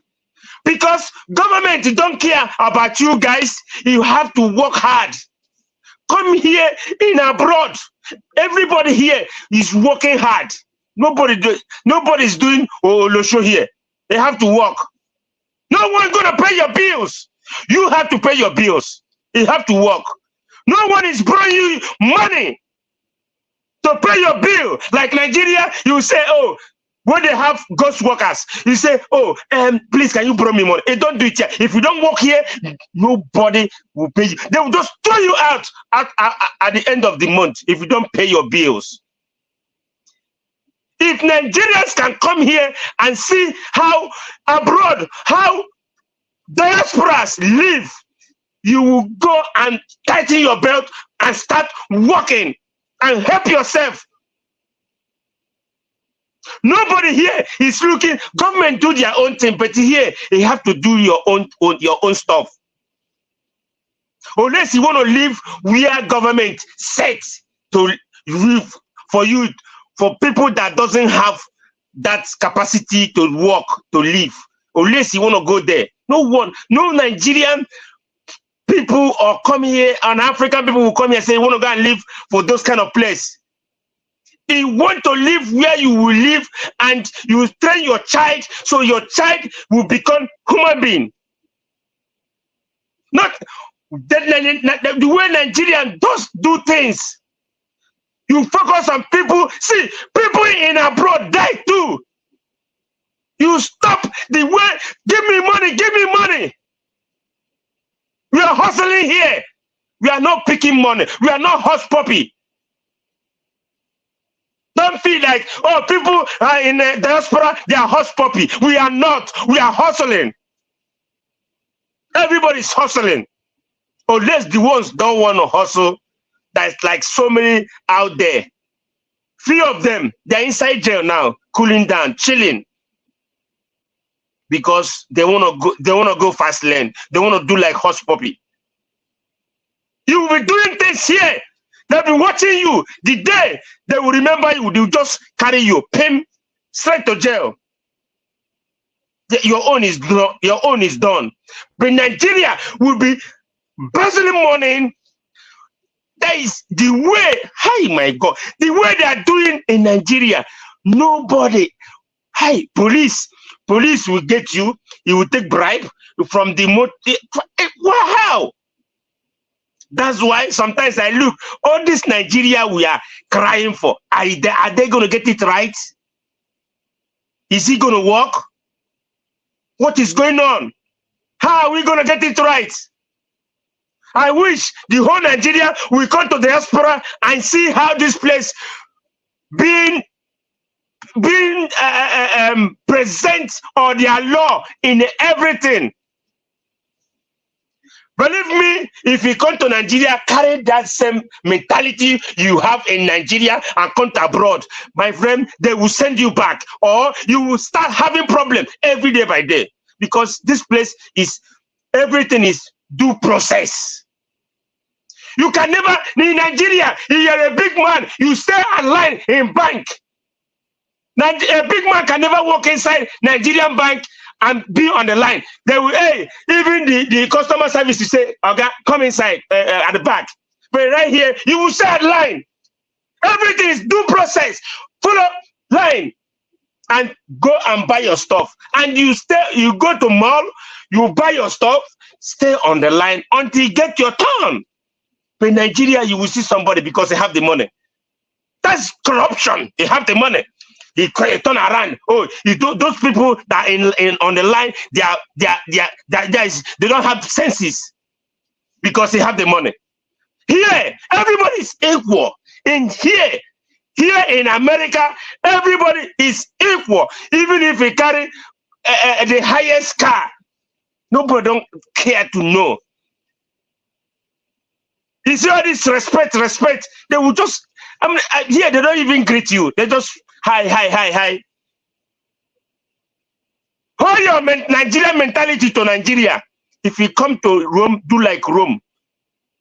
Do like Romans. Not when you are in Nigeria, you believe in that things you're doing over there, you can carry it and go somewhere and do it. And again, Nigerians, the government of Nigeria, if you want things to get done in Nigeria, bring the price of duties. Bring your price of duties, of containers. That 4 million before, 3 million is now 10 to 15 to 12 million. Nobody is trying to ship anything to Nigeria. Thank you, Nigeria Watch, and remember less. Okay, I got you, thank you, sir. Thank you. At least, trust me, today you get it right, eh? For you to come into this show today when the traffic is not much and you manage yes, Nigeria Watch. I thank you for all you do. Thank you for at least you give me a lot of time today. It's like I talk almost 30 minutes today. Exactly. You are Mr. Jonathan. Thank you, sir. Thank you so much. Good. Yeah. When I don't allow people to speak for long, you know that the traffic is much. That's why, Right. I keep to that. Right. Thank you. Yes, sir. Okay, Mr. Jonathan, now your turn. Let's hear from you so that we can move on. Yeah, thank you, Mr. Evie. Yeah, let's do it fast so that you can round up before some people will come through the back door now. You don't talk calm.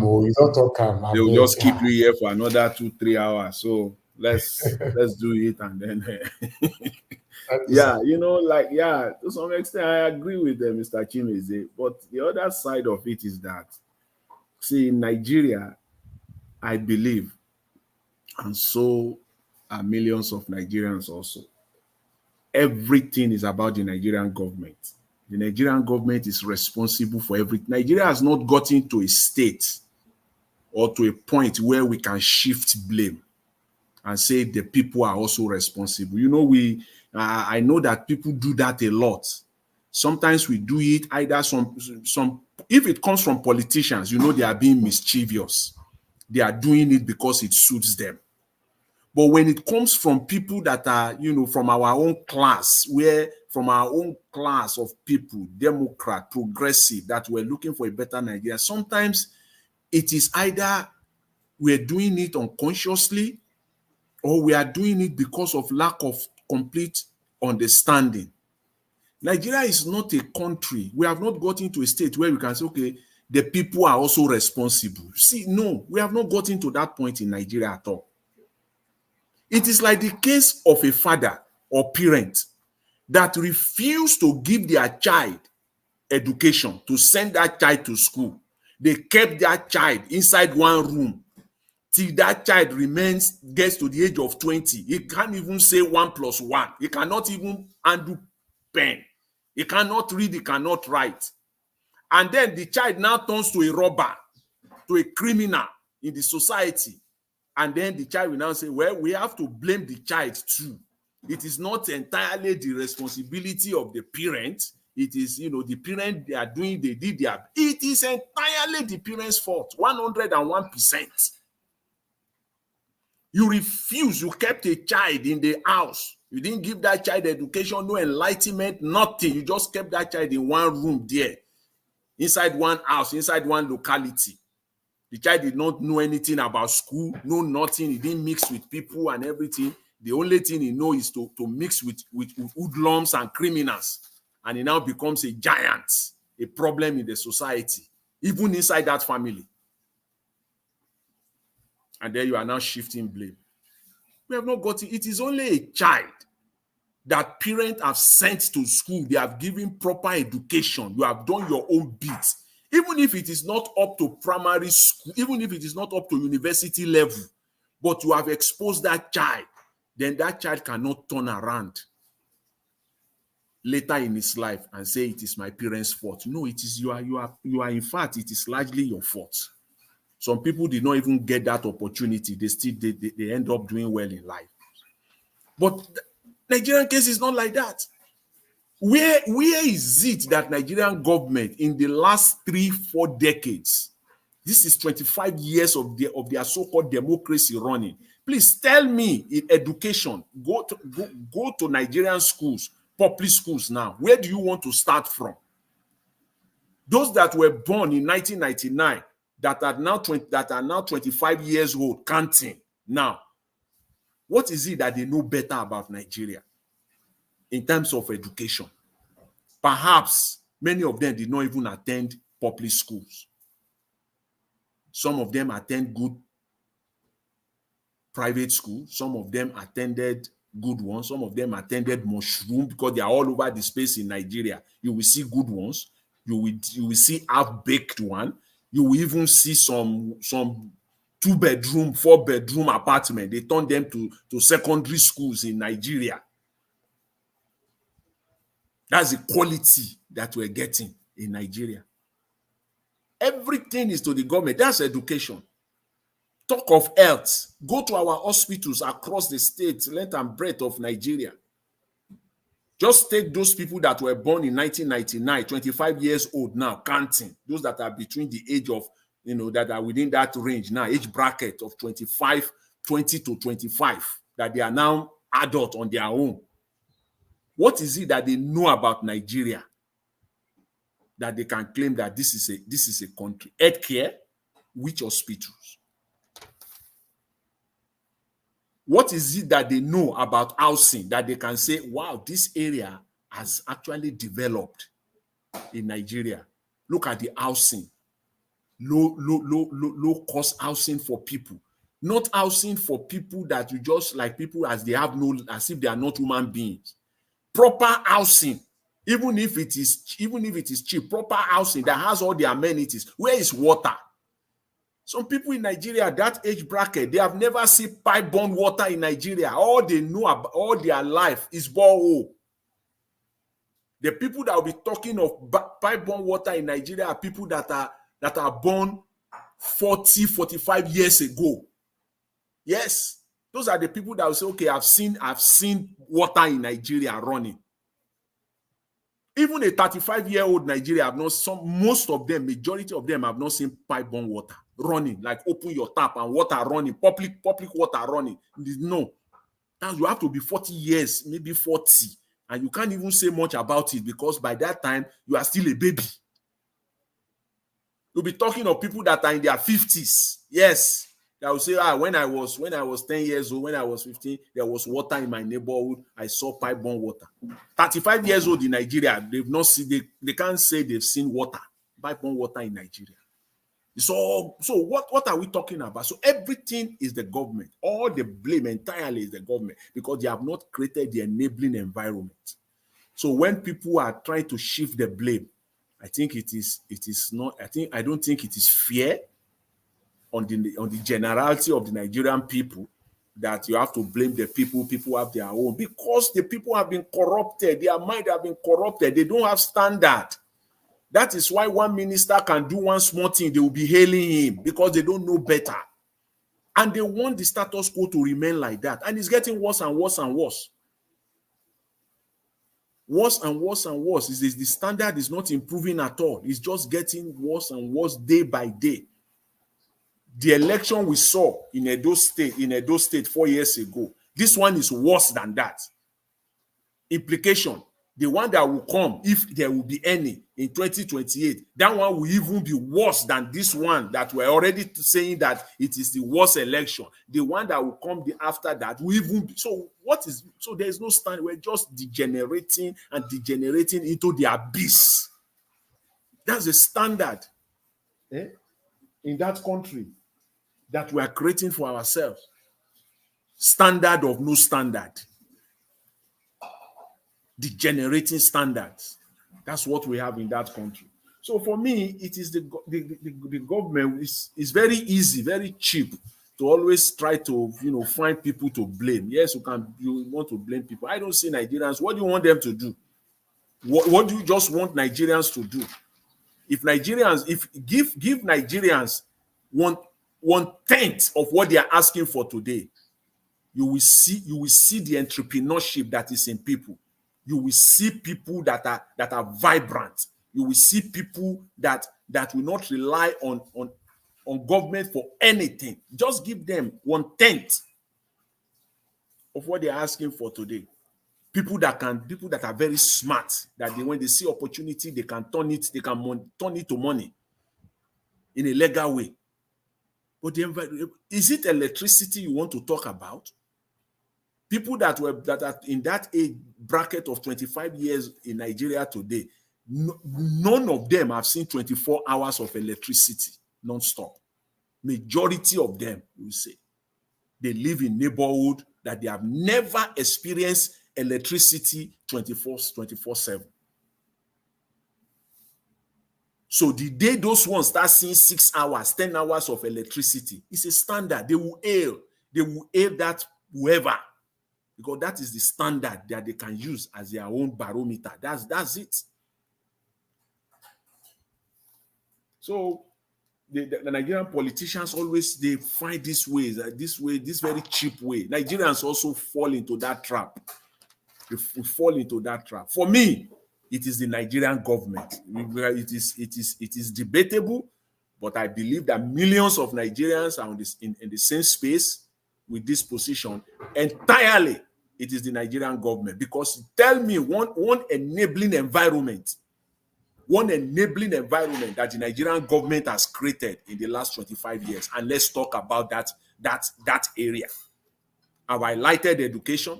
I've highlighted healthcare. I've highlighted housing. Please, let's talk about it, because these are the fundamentals of developmental goals. Let's talk about them. That the Nigerian government, is it business we want to talk about? Is it business we want to talk about? Where people have taken over the entire space?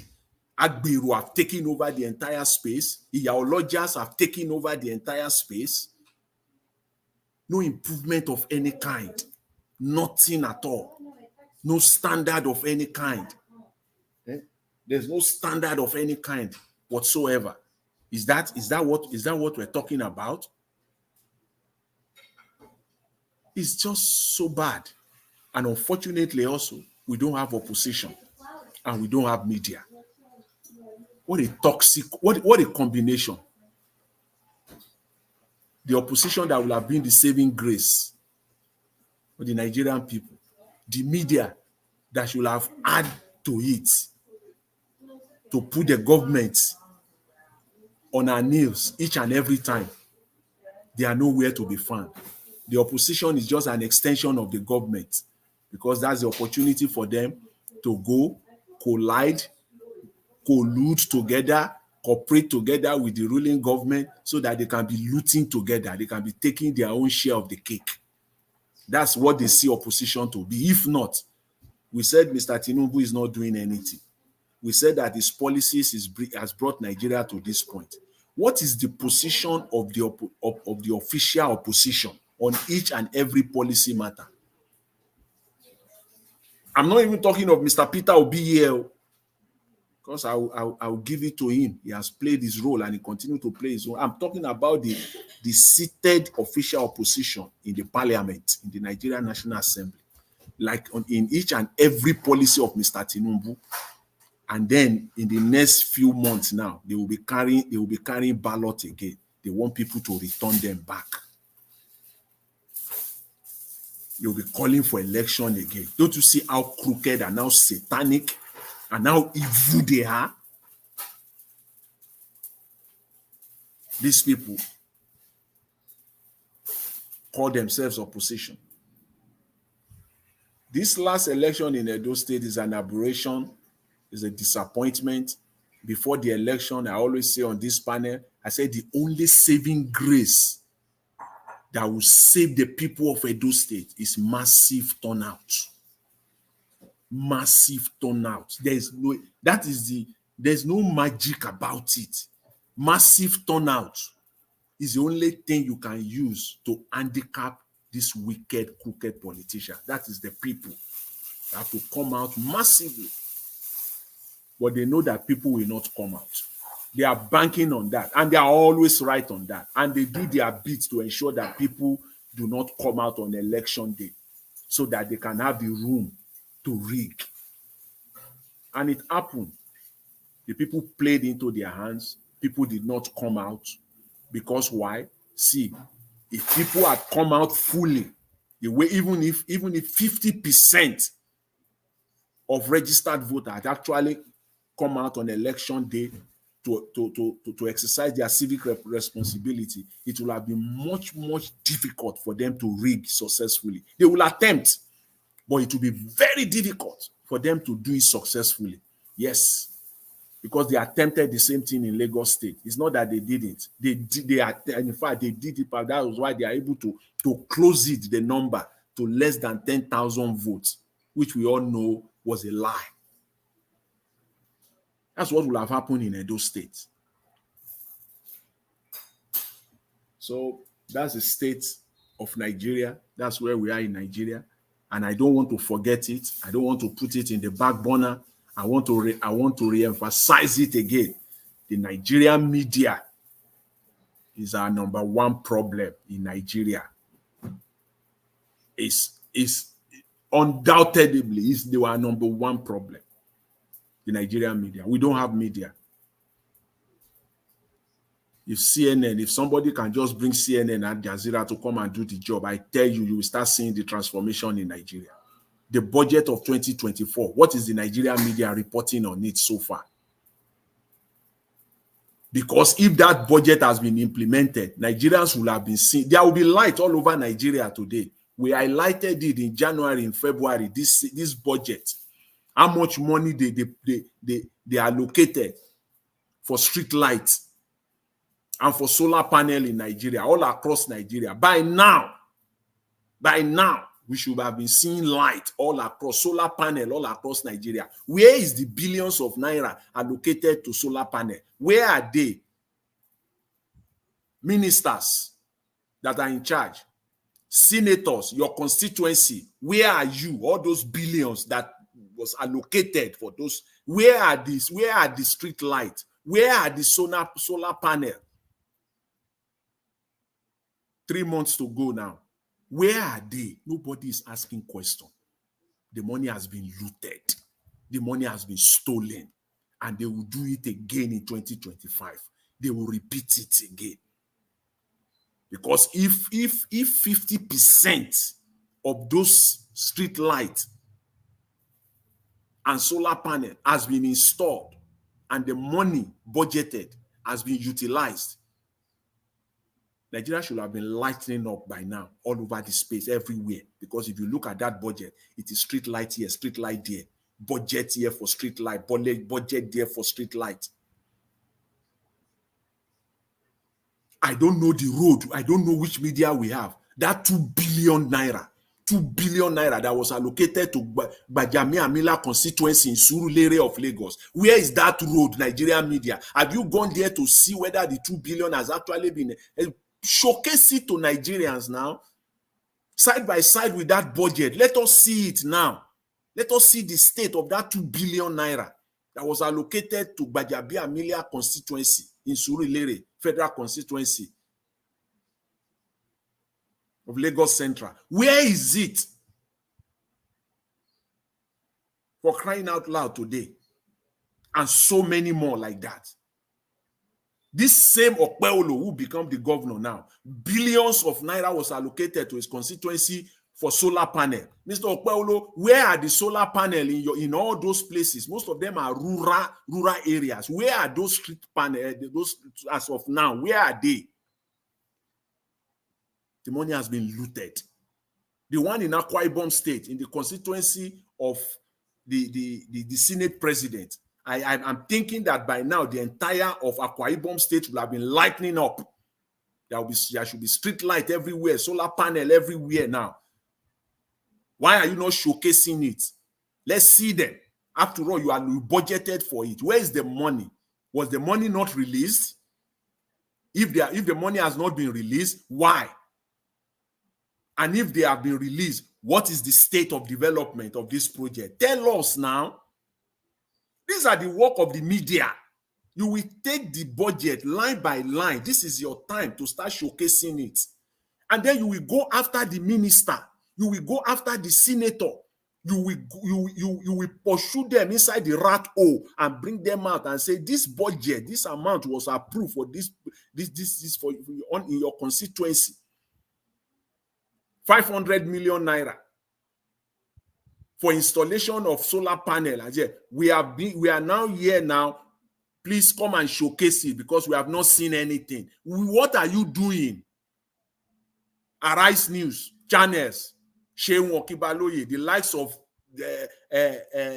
Rufai, These are the things you should be asking now. Don't just sit down there and be bringing. These are the things you should be asking now. We are entering the last quarter of this budget. I'm challenging all of you. If you are a true media, these are the things. If you know that you want to save Nigeria, these are the questions you should be asking now. All those money that were allocated for those at the Ministry of Health, those hospitals in Nigeria, can you go there now and let us see the state of those hospitals in Nigeria, those money that were allocated, the billions of naira? If they have actually, take the budget. Do you want us to do it for you, to do your job for you? Take the budget line by line and narrow it down, that specific project. Go to that location. After all these places have names. They are not in the moon. They are in Nigeria.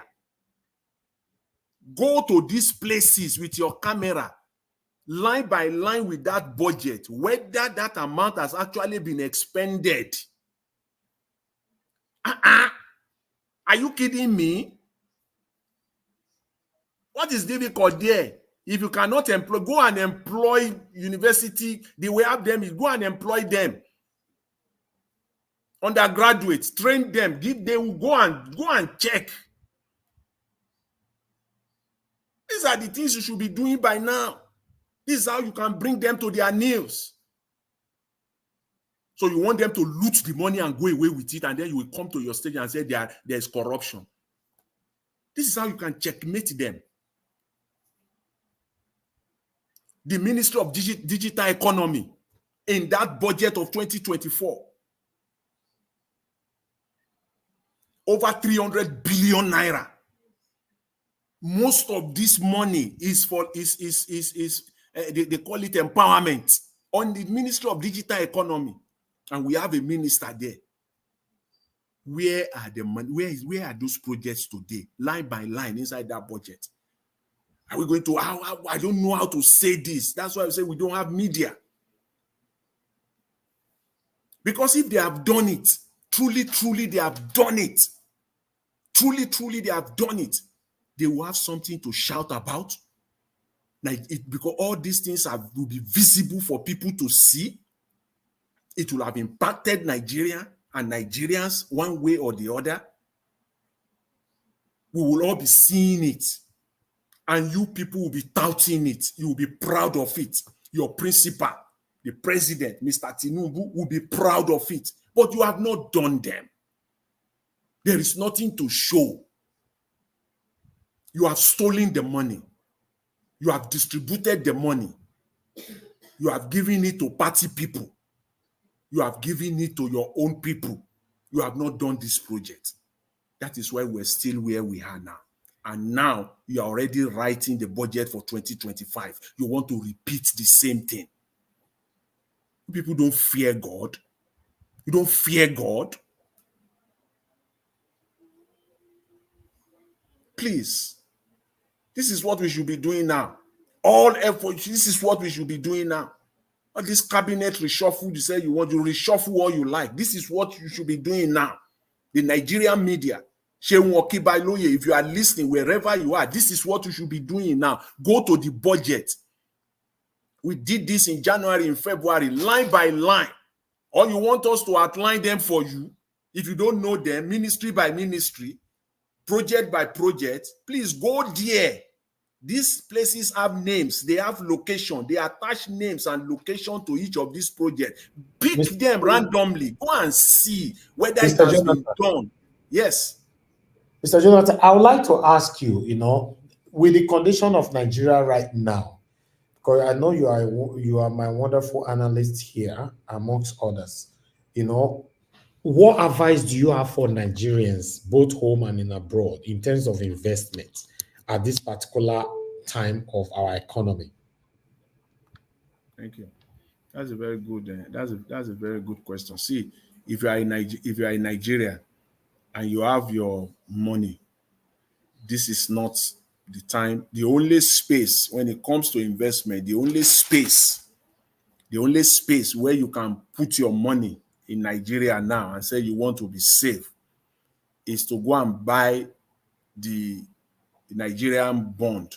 That's all. It's that's the only space where you can go now. And that is what they are doing. See, they are stealing Nigerian money and they are paying, they are using it. They didn't stop there. They will put the money back into the system and start collecting interest on it. The stolen money, remember, is a stolen money in the first place. That's the only space where Nigerians can do, where Nigerians can go now, and maybe you can have some respite. But you know why people who can think deeper will not want to do that? Because this government, if somebody comes up tomorrow and change and decide to turn things around in Nigeria for good, every one of such people will lose their money 100%. If somebody comes tomorrow, what I said in my earlier submission, and said, I'm pegging Naira to 200 Naira or 100 or 150 to $1, the entire investment goes down the drain. And that is why they don't want to. That is why they are protecting themselves. So that is the only fear for people who are Nigerians who are. That is the only risk that you have. If not, if you take that out, please, it's a feed day for you. Go and be collecting their free, because they need the cash that you are giving them so that they can spend it. And when it is time to pay you, they will print Naira and then they will give you the Naira again. So it's just revolving. It's like a circle. So they don't have problem with that. So if you also have Naira that you want to put there, you put it there and you'll be collecting your free money, 25%. That is massive. Especially somebody who wants to protect his money. You don't want to risk your money. 25% is massive. You are doing nothing. You are just collecting 25%. Instead of bringing like Mr. Chimeze was talking about, people are not importing again. Yes, why would they import? When you import that, Tinubu is collecting taxes on you through custom duty. Nigerians don't have the capacity to buy the way they used to anymore. So if you bring it into Nigeria, your sales is not going to be as fast as it used to be, because people don't have that much money to spend anymore. And even if they do, they are not making as much as they used to make anymore. And even if they are still making that much, the value is no longer, it's not there. So that's why importers, they are not bringing in things any longer. That is why I said things will get worse and worse and worse. There is no way you want to slide. So for Nigerians in diaspora now, you advise us to invest in abroad or stay invest in Nigeria? You stay in the only place where you can stay invested in Nigeria is in the Nigerian financial sector. Can I say something there? Yeah. Can I say something there?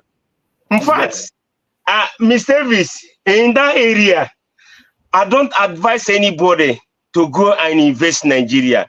Believe me, investment you did in abroad is number one, is guaranteed. So if you invest, let's assume you have a house here. In fact, the house appreciates, the house it got this year, little renovation you're going to put there, by next year, boom, the house, the volume will go up.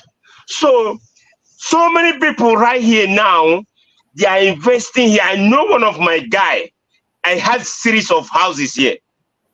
So, and he's paying him. Here, not that you will chasing people around to pay you.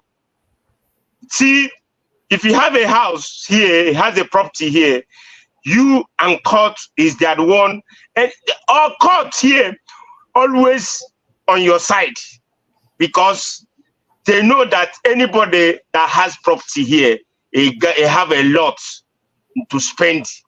So it's better you invest in abroad than Nigeria. Thank you.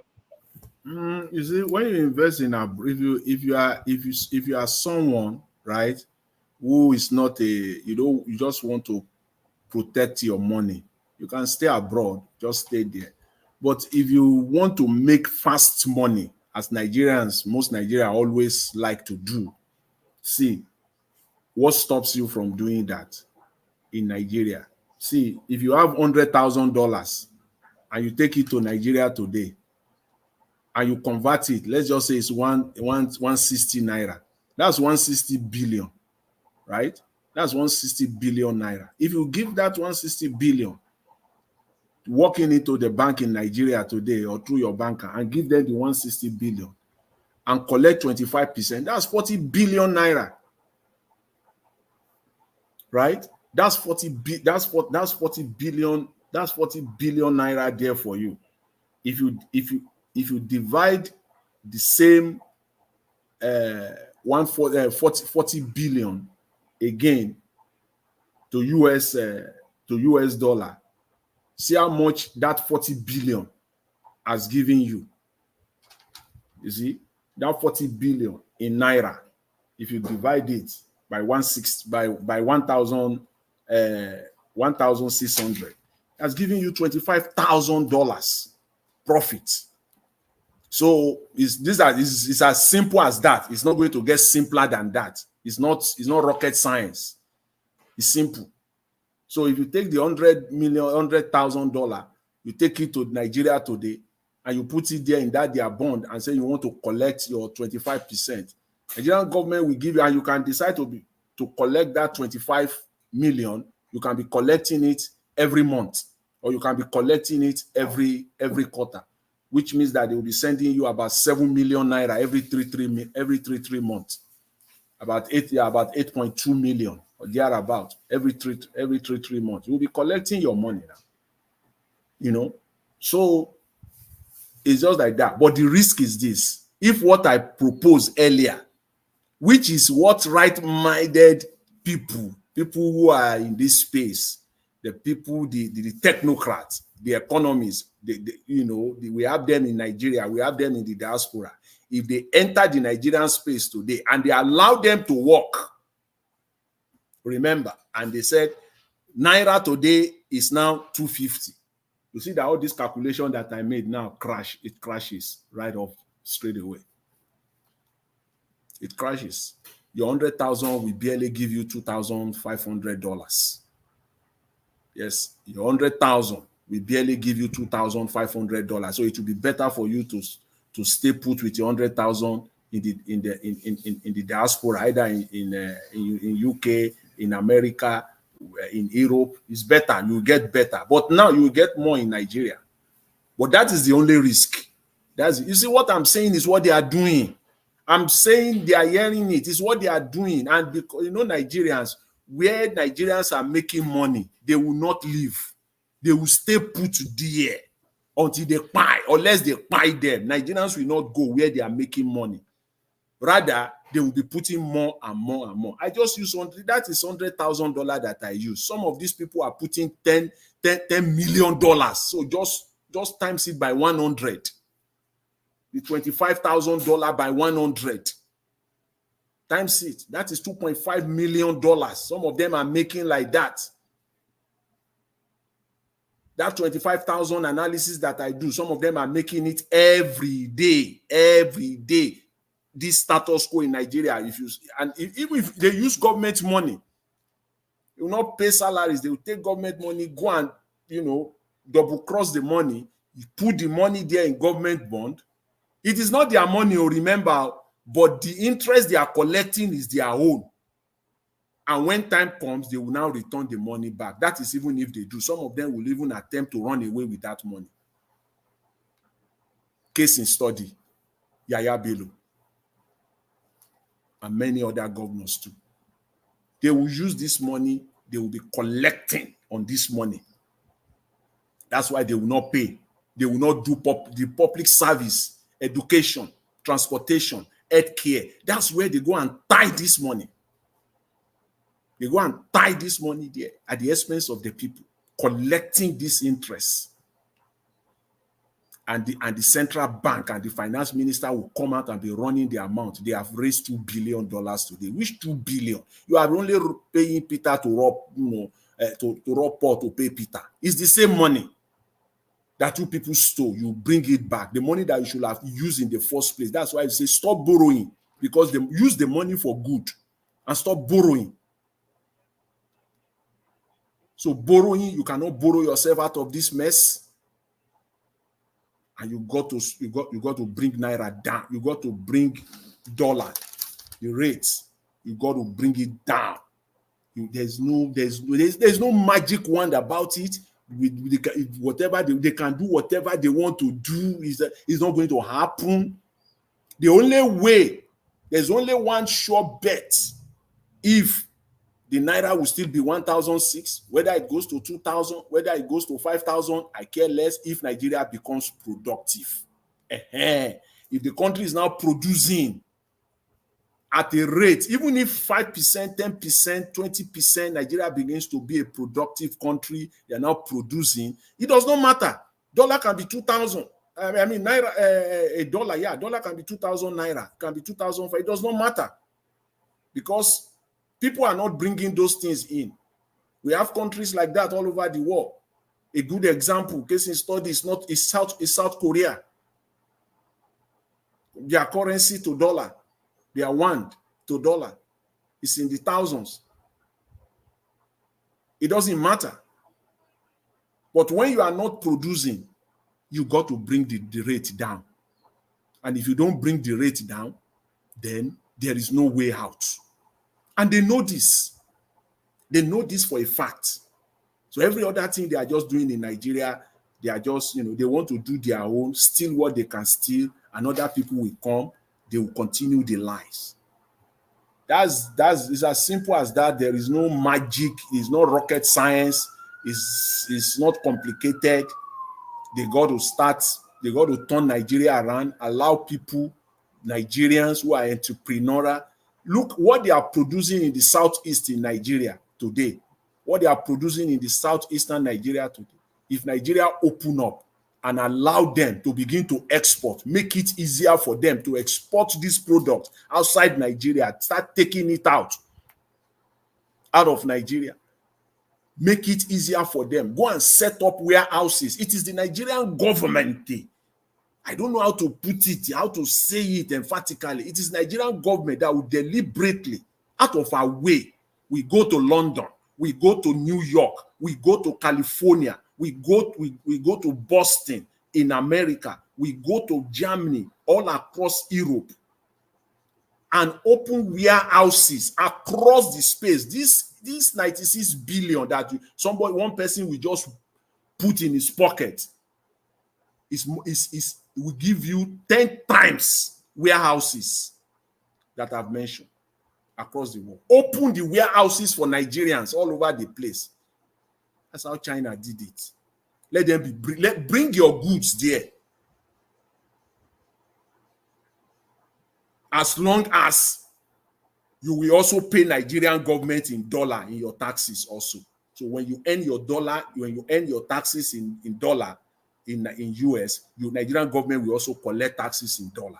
When you earn your pay in pound, Nigerian government will collect pound from you. Make it transparent like that. Give Nigeria, help them to export. Let them take Nigeria. Just load it. You know, when China have been doing all these things in the 80s, in the early 90s, they export anything exportable out of China. Before we know what is happening, China has cornered the whole world. Take Nigerian products. Southeast Nigeria is enough. Take all these massive products they are producing there. Nigerian government, it is you that will help them. You will help them. You will create the enabling environment for them deliberately, consciously. You will go out and say, bring those products. And you start marketing, they will start marketing it. And then you track it. What stops Nigeria? What stops Nigeria? Come to United Kingdom, come to America, and create a store. Create your own store in United Kingdom or in America. Massive store. 90% of items in that store, they are all import, they are all from Nigeria. That's what China did now, and they are still doing it today. Bring it on. If they want to attack us, you block them in Nigeria. It's fire for fire. Everybody stand on his own. Every country is protecting herself. All those cheap products they will be producing in Nigeria, we take them to America, we take them to UK. You establish your own outlet in UK, in United Kingdom. In North America, they call them dollar store. Dollar store. Enter dollars, what they call dollar store in America. Anywhere in America, in Canada, they're all over the space. 99.9% of the item inside, they are all from China. Why can't Nigeria do the same? Take our product out, take them out and sell them. Nigerians will be earning money. Start processing massively, consciously and deliberate action from the Nigerian government. And you will see Nigerians turning to million. You will see millionaires. Millionaires will be like in China, they call them factory. We call them factory millionaires. Who are all across the length and breadth. You see them driving Ferrari. 22, 23-year-old boy, all of them driving massive cars. They call them factory millionaires. You can do the same thing in Nigerians. Nigerians will turn to millionaires. Millionaire will become nothing in Nigeria because we create millionaires as sin. And then you start collecting in dollars, revenue in dollars, tracking it. You want to tell me if Nigerian government helped a local factory in Abia today to get that factory to United States, create a warehouse for that United States, Nigeria will not track the sales. Nigerian government will not track the sales and tax him right there and collect dollars in taxes. Same thing. All across board, we can do it. That's the only way. For me, if Mr. Tinubu, your people, I don't know. It's not rocket science. That's the only way you can turn Nigeria around. If you are still sitting on this, it's like United States of America. Sitting on Boeing, the aircraft manufacturer, and that Boeing is the mainstay of our economy. You think US will be where they are? We all know that one aircraft will cost you like $300 million. Nigeria is sitting on crude oil and say crude oil is the only thing. We have a long way to go. If US is sitting on Boeing and say because one aircraft costs about 250, 300 million, and they are sitting on Boeing, Boeing is our mainstay. No, Boeing is not their mainstay. Boeing is not their mainstay. There are other products, other manufacturers, other manufacturing products that are exporting massively out of the United States. Those are the mainstay of the economy. It is not Boeing, even though one aircraft will cost 300 million. Before they sell one aircraft, 300 million. Other smaller items in the billions have been sold. Before Nigeria will be fighting around crude oil, before they get 1 billion in crude oil. Do you know how many products will have been sold outside? Times 10 of that.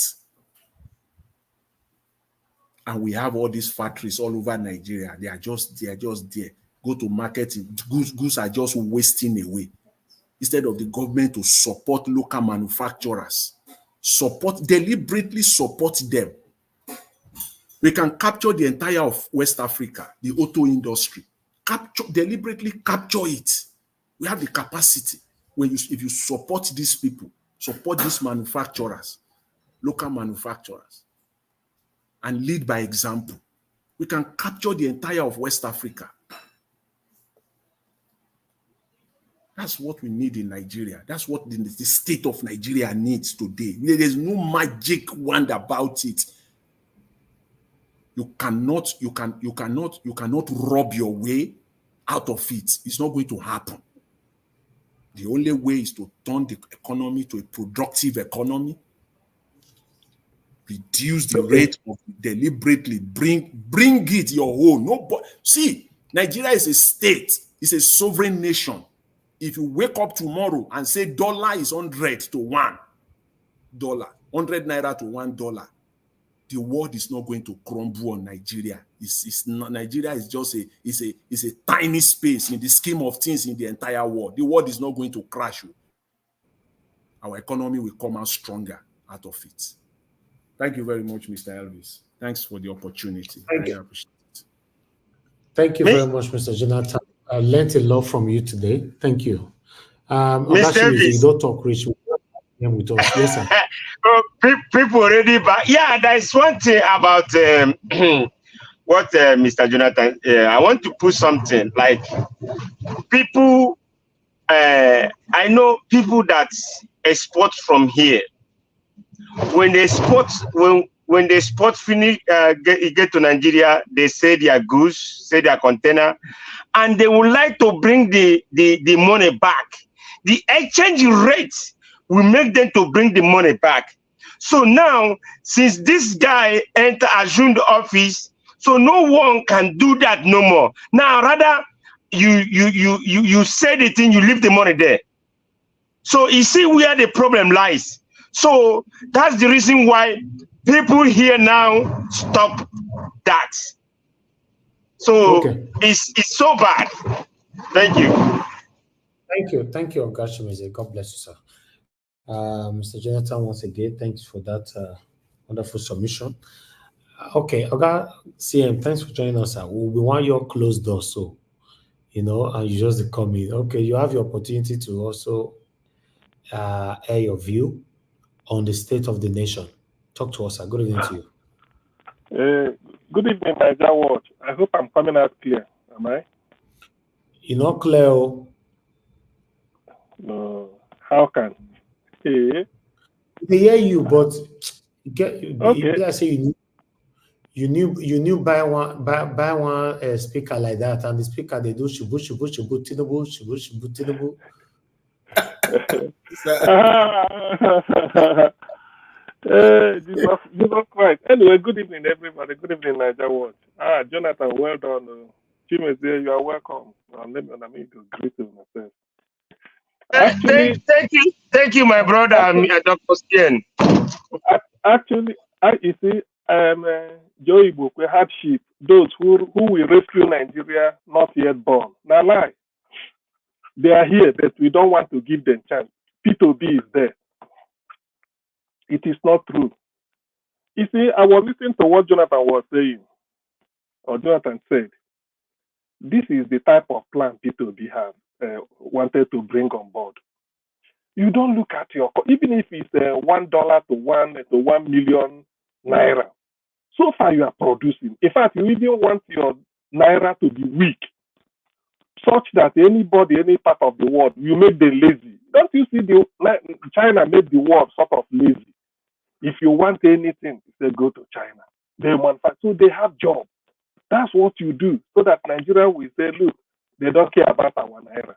Deliberately, you devalue it, so that if you have a Danish krona, maybe 100, you say, why should I be doing this here? Let me take it to Nigeria. I can get me a container. You move down. That is the thing. So Nigerians will now be walking around the clock, 24-hour factory everywhere, springing up. People are getting jobs, buying flashy cars, living good life, because they know that the world is depending on them to produce anything they need. That is the economy. That's why people said, we forget about oil.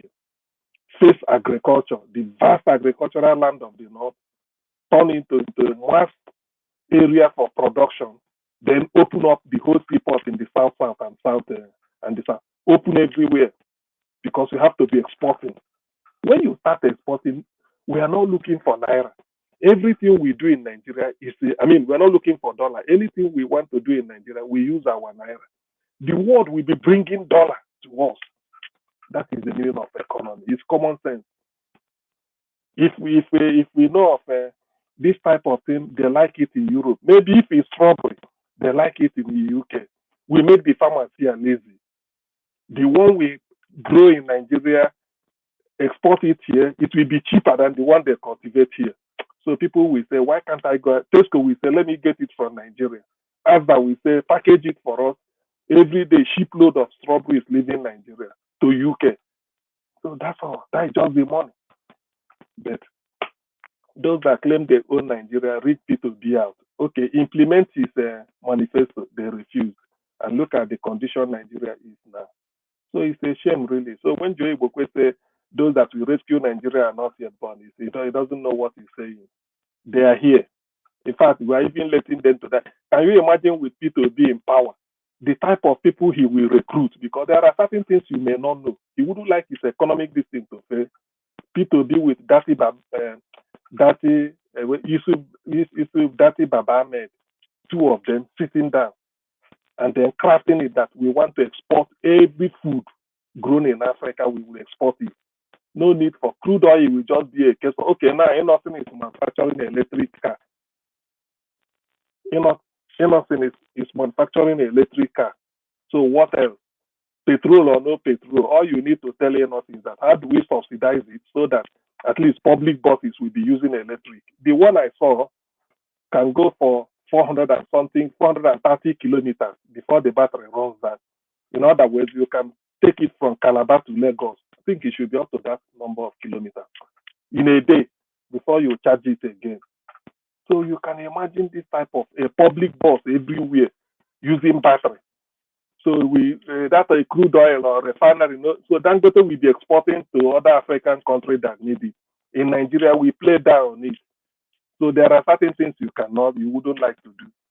You might be in your car watching TV because the TV. You see, there are a lot of things to come with technology, but I don't know why. The present Agbado government want to punish Nigeria. There are opportunities, but they don't want the man with idea to implement simply because of ethnic or tribal sentiment or religion. Otherwise, I do not see why. What else does he need? We have the manpower. This is what China did. After the year 2000, Nigeria was better than China. Ask anybody. The year 2000, up to the turn of the millennium, Nigeria was better than China. They now have to devalue their currency massively, invest in so many infrastructure. The country now boom. By 2005, 2010, the world is hearing about. Today, China is behind the United States. The only thing is that America gave a lot of gas. America is how many $1 trillion economy? China is not up to $1 trillion. Then I don't know, but it's still much more in dollar. GDP. Sorry. I don't know what else do Nigerians need to do. Germany has a special industry called Bank of Industries. The way you and I can go to Zenith Bank or Access Bank or GT Bank in Nigeria and open an account. That Bank of Industry is only for industries to go and open an account, nothing like individuals. And government will pump money into there. The industries will borrow, recapitalize their business, and then start production. That's why Germany, everywhere is industry in Germany. They don't care. Before, because they are using euro, before German mark is very cheap currency. Naira is higher than German mark. But that's what they do. So in our own case, Joe Igbokwe, if he's listening, no, you are wrong. Those that rescue Nigeria have always been in Nigeria, but they are not giving chance. That is the issue, and that's why that's why the suffering. I don't know when it's gonna end. Otherwise, why should we be talking of importation? Nigeria should not be an import-dependent country. Even if we want to import, let it just be machinery that we can produce. But if nothing can manufacture electric car, is that not Tesla? What we are hearing abroad, electric car, now it's being done in a way. So what else? It tells you that we have the capacity to, that is, manufacture cars that we used in Nigeria only. It's okay, so that we depend less on petroleum. All this idea of landing cost, subsidy, those grammar. You don't need it. Now there is compressed natural gas, CNG. They say that one is far cheaper, and it can be done. The gas is being flared in a Warri area, or is it SS Cravos, wasting Ogoniland, the gas flare. So it's a shame, really. When we're talking of the economy in Nigeria, it pains. We have everything. What so many countries in Europe do not have. Nigeria has got it, but I don't know why. And we are borrowing money. Is it not a shame? A country like Nigeria going to go and borrow why? When you have everything. develop your country, no way. Give P2B a chance, no way. Let P2B and Dati Baba Ahmed do it, no way. Now they are talking of giving one illiterate power after Tinubu. So how can that be possible? So which means we continue to suffer. That's what it means. The suffering will continue. And the world cannot, because the world is even envious of Nigeria. They can't do for you what you can do for yourself. Look at Ajokuta Steel. That's gone. Dangote built a refinery. Nobody knows. We're still paying as if we don't even have a drop of crude oil at all. Why not encourage, like Innocent now, you encourage him, say, look, to play down this, we need electric buses for cities. Nothing, electric bus is like, you don't it's a zero emission now because it's electric. Nothing like this or that. Just charge the battery and then it starts going. Everything is electric. Encourage the person, say you give him so billion naira. We want you to keep manufacturing now for the next 5 years. What nothing we do is that you expand your capacity. You can be manufacturing in one plant.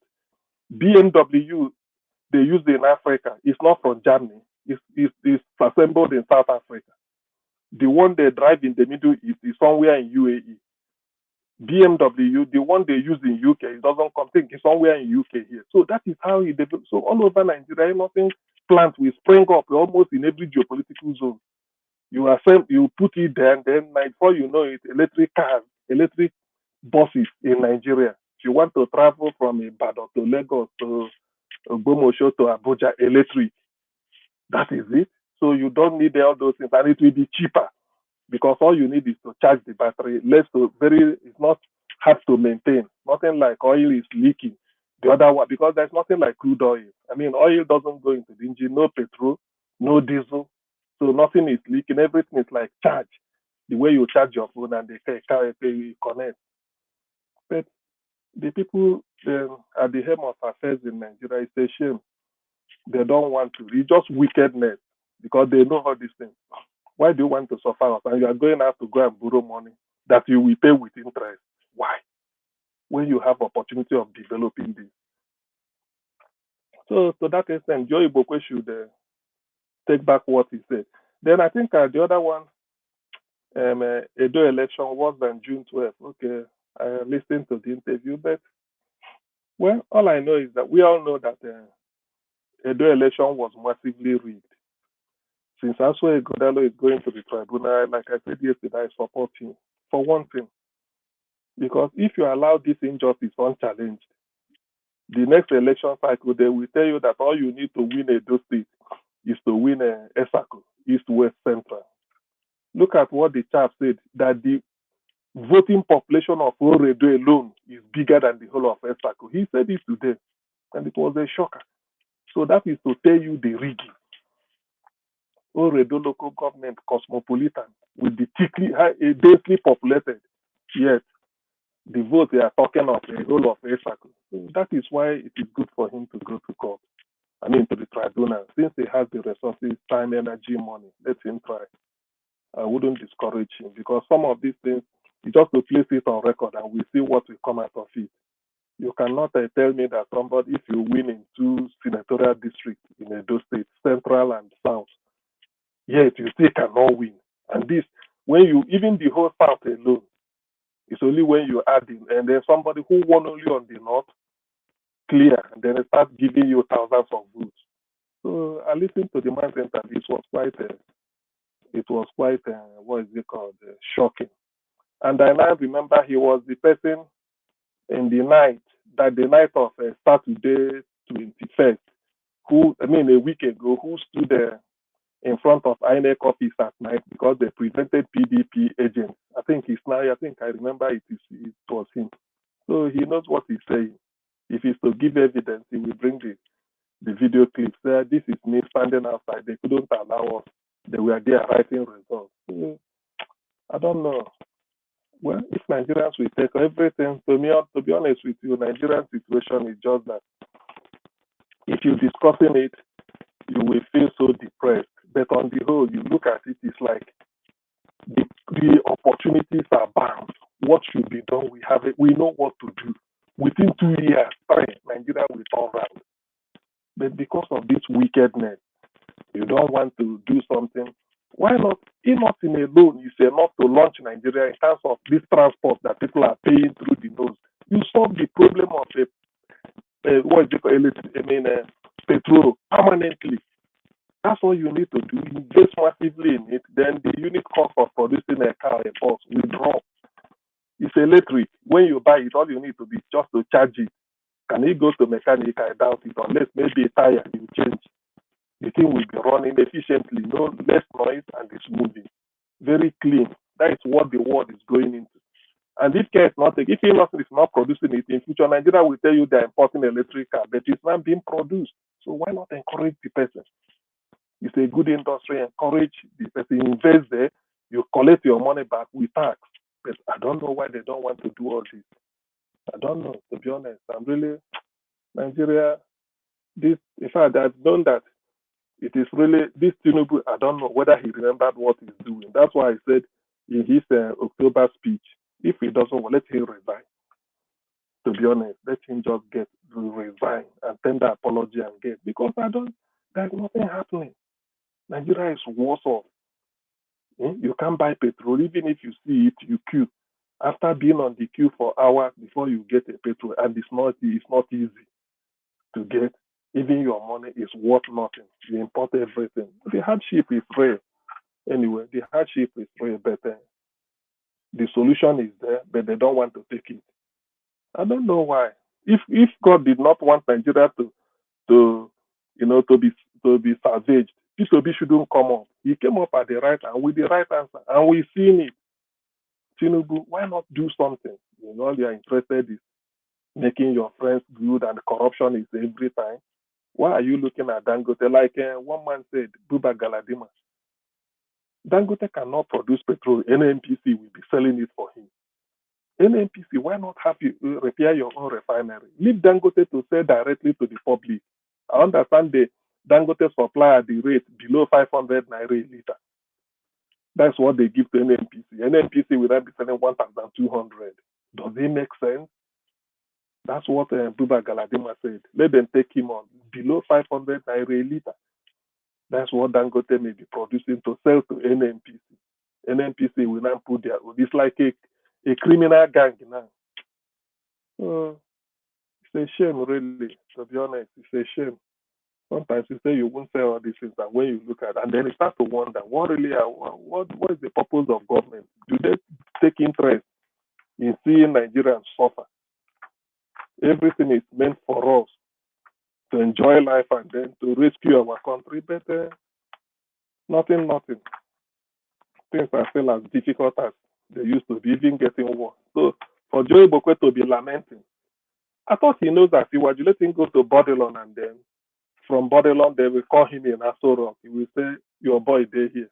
At least they give him something. But for him to lament and be suggesting this is also taking a swipe on Tinubu. Those who will rescue Nigeria are not yet born. So which means Tinubu is not among them. And that is the man that tells you, Ashwaju.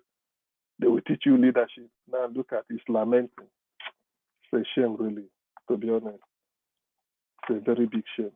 Well, I don't really think there's any other thing that deserves this. Okay, this Bob Risky, minister vows to publish offenders. Well, Bobo is risky.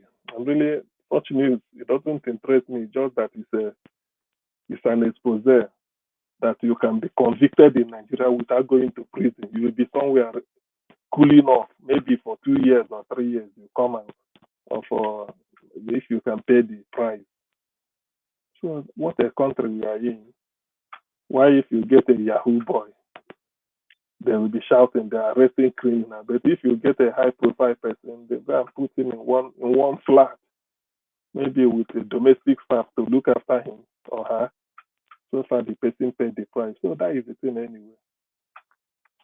I think I have to stop here. I really do not. I only said. Oga CM, thank you very much. Mr. Elvis, please, if yes, you permit me, just want to add to just 2 things to what Dr. CM said. Yeah, thank you. Thank you. You see, let me touch on the last one first. You said the Dangote. They are selling 500 naira. Dangote is selling 500 naira to NNPCL, and NNPC in turn now selling for 1 million. Well, I've never seen that story corroborated by Dangote refinery directly, if that is true. But if that were to be true, or that becomes true, it is possible. The only way is that we know that, then that will be a confirmation that they are giving Dangote free crude oil. So Dangote is only being paid the cost of refining plus profit on top. That's the only way it is logical for Dangote to sell for 500 naira to them. So there's no any other way to spin it for even then, Jonathan, you will know that since NNPC, let me just say NNPC is selling 1,200 naira a liter, isn't it? There is no way they will get it 1,200 naira a liter from Dangote and sell to the public the same amount, isn't it? No. So those are the obvious things there. Exactly. It's either they are confirming that yes, they are giving them free crude oil. That's the only way, because Dangote is not there to work for free. No, that's not possible. The other thing you mentioned, which is very profound and very easy also, profound but easy for anybody who loves Nigeria. You find yourself at the position of authority at the highest level, as a leader, as a president, and you love Nigeria. And Nigerian politicians, okay, give it to them that they love their Toyota, right? They love their Land Cruiser, they love their Prado and their Highlander and all the rest, all those SUV, Toyota SUV, and you love it. Okay, fine. Then why not ask Toyota to come to Nigeria and be producing it in Nigeria? Exactly. Like they used to do all those version of Nigeria, Toyota. Yes. So that's why you know that yes, some group of people are benefiting from this. If you love Nigeria, this is not a policy that is a policy that Mr. Tinubu, you are killing Nigeria. If you love Nigeria, this is a policy. This is a policy that will come from executive order. You don't even need anybody. You don't even need somebody to even come and tell you. It's direct and simple. I know that we love our Prado. We love our Land Cruiser. We love our Toyota SUV. Yes, we love them. Nigerians, and you don't want to deprive Nigerians from what they love if you have your money. But Toyota, you must come to Nigeria and start assembling. Because when you do that, you will employ Nigerians. You're not going to bring Japanese to come and be working in that factory or those assembly plants. Bring them, let them compete with what do you call it, Inoxin. Bring it. It's true. It's simple. Yeah, it's so sickening that they will be spending these billions of dollars every year importing these cars in, and then in another breath you'll be saying there is no dollar. When you are the one taking the dollar yourself, throwing it out, and then in another breath you will say there is no flow. There is no flow of dollar. You are searching for dollar. The one that you have, you are throwing it away. Can't you just keep that one? Tell them to come to Nigeria and start manufacturing it in Nigeria if you want to sell. Nigerians want to buy. Yes, they want to buy their Cruiser and their Prado. They want their bulletproof. Come and do it here. That's what all those countries, you see all those countries, that's when you say BM, they produce BM, the one they use in other countries. In South Africa, yes. That's the deal. That's the deal with those countries in exchange. I don't really need to go far. There's a car called Nissan. Everybody knows Nissan is a Japanese car, isn't it? Yes. Nissan. The Nissan they use in UK is produced about maybe 20 miles or 25 miles from where I live in Sunderland. That is the plant. Japanese put it here. That's one. Then there is this one. What is it called? There's another. Most of these cars they use in UK. So far, they are not like all the German Volkswagen. They have a plant here. I know that Kia. I know that Kia also have their plant in UK. Listen, an Englishman cannot tell you, or British, say if Germany, you produce everything, then they bring ship, they carry and like finished product. No. They say, come and put a plant here. At least the gate man, you go pay him. The clerk, you go pay him. You see how they create jobs. Because, and the Germans will produce it here and sell it here. Do you see it? So that is what Nigeria should be doing, but they don't want. Now look at, let me just reply the person, Sendan. He said, I have nothing against the man, that is P2B. I mean, I have, but P2B is not the answer. Let us be honest. He was governor in Anambra. Is Anambra like London, Dubai, or Kigali? Tell yourself the truth. We need a fighter. Listen, my brother. The economy of Anambra is like 1/36. If you can manage small things better and show efficient economic management, they can trust you with big things. That's what people are saying. P2B cannot, the money Nigeria is having, Anambra doesn't have it. The little Anambra has, P2B was able to use it to develop the state. Yes, it cannot be like Kigali. After how much is that? Is it not the money, whatever they give you at the end of the month? That is the thing. If they share money, they give, and the Anambra is not taking the lion's share in Nigeria, not even a top 6. We are not. Even top 10, I don't think so.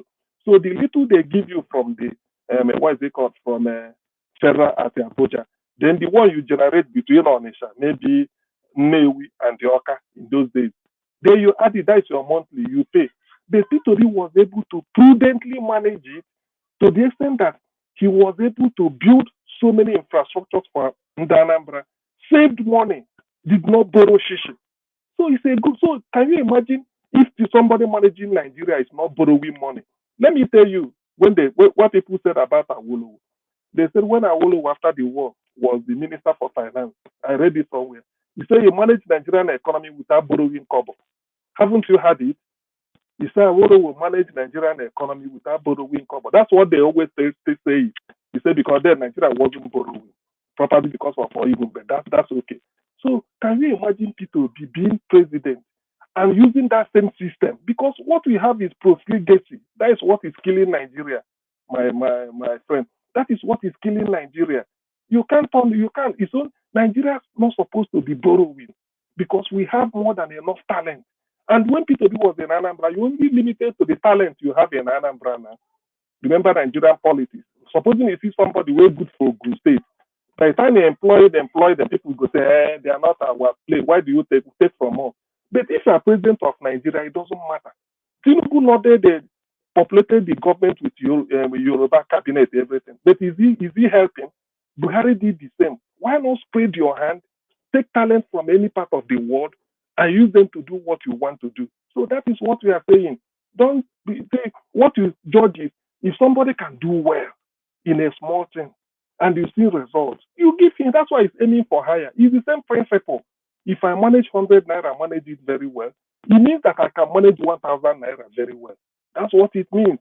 Because I will still apply the same principle I use. That's what I will use. So that's what we are saying. It's not that Nigeria will, even if it will become Nigeria can be Dubai in 5 or 10 years, it will be difficult. But we know we are moving. You will now see what they call discipline in government, physical discipline. You can't be wasting money. When universities, lecturers, look at our universities. You see Department of Chemistry in the university, they are using kerosene stoves to heat as Bunsen burner. No gas. What I'm telling you, listen, kerosene stoves, no gas. Why? Say we doesn't got money for gas.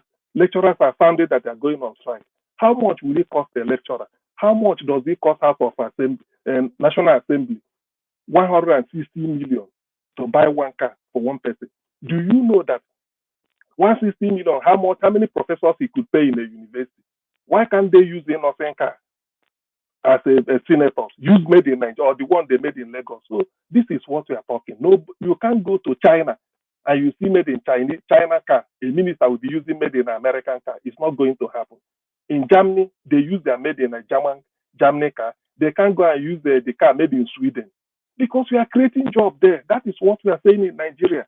If I'm president of Nigeria, look, I will run the MTN, I run them out of town, but I won't tell them. What is the name? My Kanenoga has Glow. I will call my Kanenoga. Say, my Kanenoga, we know this is your staff strength. This is how many people you employ, and this is what we are capable of doing. We want to give you more money so that you expand your network and make it the best. Let it be better than MTN. Oh, no, they don't think we welcome it. He said that we want you to employ more Nigerians. Before you know it, everybody will be going to glow. MTN will crash. That is because when they ask you, say, this is Nigeria, you encourage them. And when people see that my Kadenoga government, then so many billionaires or millionaires will say, we want to have another network. Nigerians will be competing among themselves because of government patronage. So MTN will quietly, if can use tax to finish MTN, they will go back to South Africa because what you are trying to do is you are protecting your own indigenous industry. MTN makes money in Nigeria and takes it to South Africa. They moved their head office from South Africa, like I had, to Nigeria because there are more people, 200 million people in Nigeria, as against about 50 million in South Africa. Don't you know there's more market here? And Glo is here in Nigeria. The people say Glo network, Nigeria should help Glo. That's the same thing with airline, APs. That is the simple way. All this job go day. And Glo will tell you that we need to employ up to 50,000 engineers to come and work in different all over the country. People will take it up. Before you know it, everybody will say, nah, I better use the Glo network, is better. There's a thing they give you weekend free for this, because the money is there. Nigeria put their money behind Glo. That is the way it is done abroad. Without British government subsidizing the cost of milk, you go have people where they UK to buy milk. You go there expensive, but they put it behind the farmers. Egg. See in UK, bread, egg, and milk is one of the cheapest food you get. Bread, milk, every day. So it's when you ask, they say government is giving the farmers. So that is how government will do. That's why government exists. You fund your business, use it as your own. You don't care. If Glo is in South Africa with MTN, you see that the government of South Africa will be helping MTN more than Glo.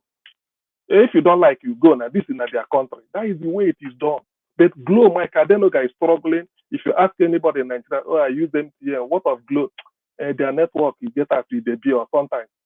Yes, because it's Nigeria. They can't compete. South African government is helping MTN. Why can't Nigerian government help my Kadenoga? That is the way because provided the deal is we want you to employ 10,000 graduates every day for the next 5 years. Is it possible? Yes. How? You work out the deal. Bring the tax where you're going to pay down, then you're going to employ more people. That is economic. Nigeria don't want to use all this. That is the problem we are having. Jonathan, continue. Thank you.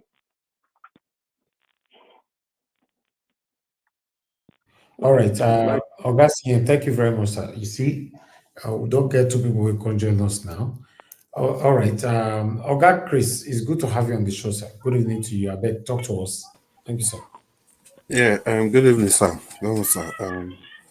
Sorry for coming late. Thanks for taking me in despite coming very late. And let me quickly just start with the people on the panel. I have to mention their names individually for holding the fort. Mr. Jonathan and Chimeze Umejaku Ogasa and Dr. CM. I greet all of you. Do well. And Mr. Adua, good evening, Mr. Adomo. Mr. Ajawa, once again, good evening to you. It's nice to be with you this evening. Mommy Diaspora, I want to say happy mid-weekend celebration to you. Yes, I got that right. Thank you so much. God continue to bless you and the people in the comment section. Just want to say good evening to you all. Nice job you guys are doing there. Continue to enriching the debate. And thank you so much. And of course, the people listening to us from all over the world. Just want to say good evening to you all. Yeah, it's good to be together again this evening to keep on saying what we've been saying for years. Those are the things affecting you and I, the things affecting the nation, the things that have been like an albatross around the neck of Nigeria and Nigerians in its entirety. The issues are clear. But the problem is that how do we find a solution that will be all-encompassing, a solution that is acceptable by everybody? Because I've come to the realization that somehow, everybody just want the nation to work, but we are looking at it from different perspectives. And despite our zeal, desire, and enthusiasm for our nation to work, and some of us are actually doing things that contrary to what our expectations are. I.e., we want to go left, that's our expectation, but our actions are pointing towards the right direction.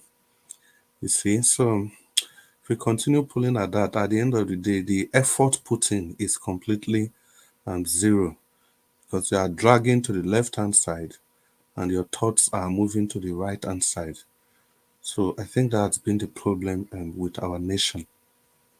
Look at the analysis. I think I came in when Mr. Jonathan was talking about Korean vehicles being used in Nigeria and stuff like that, and then that was picked up by Dr. CM. You see, this is some of the things some of us have been saying. It is actually the basis of my view when it comes to colonialism and the influence of the West on African leaders. In all sincerity, do we really need to take permission from the West in order to enforce it that every single vehicle that is being used in Nigeria had to be made in Nigeria? Made in Nigeria or assembled in Nigeria, in the sense that it is either an indigenous company or any company at all for that matter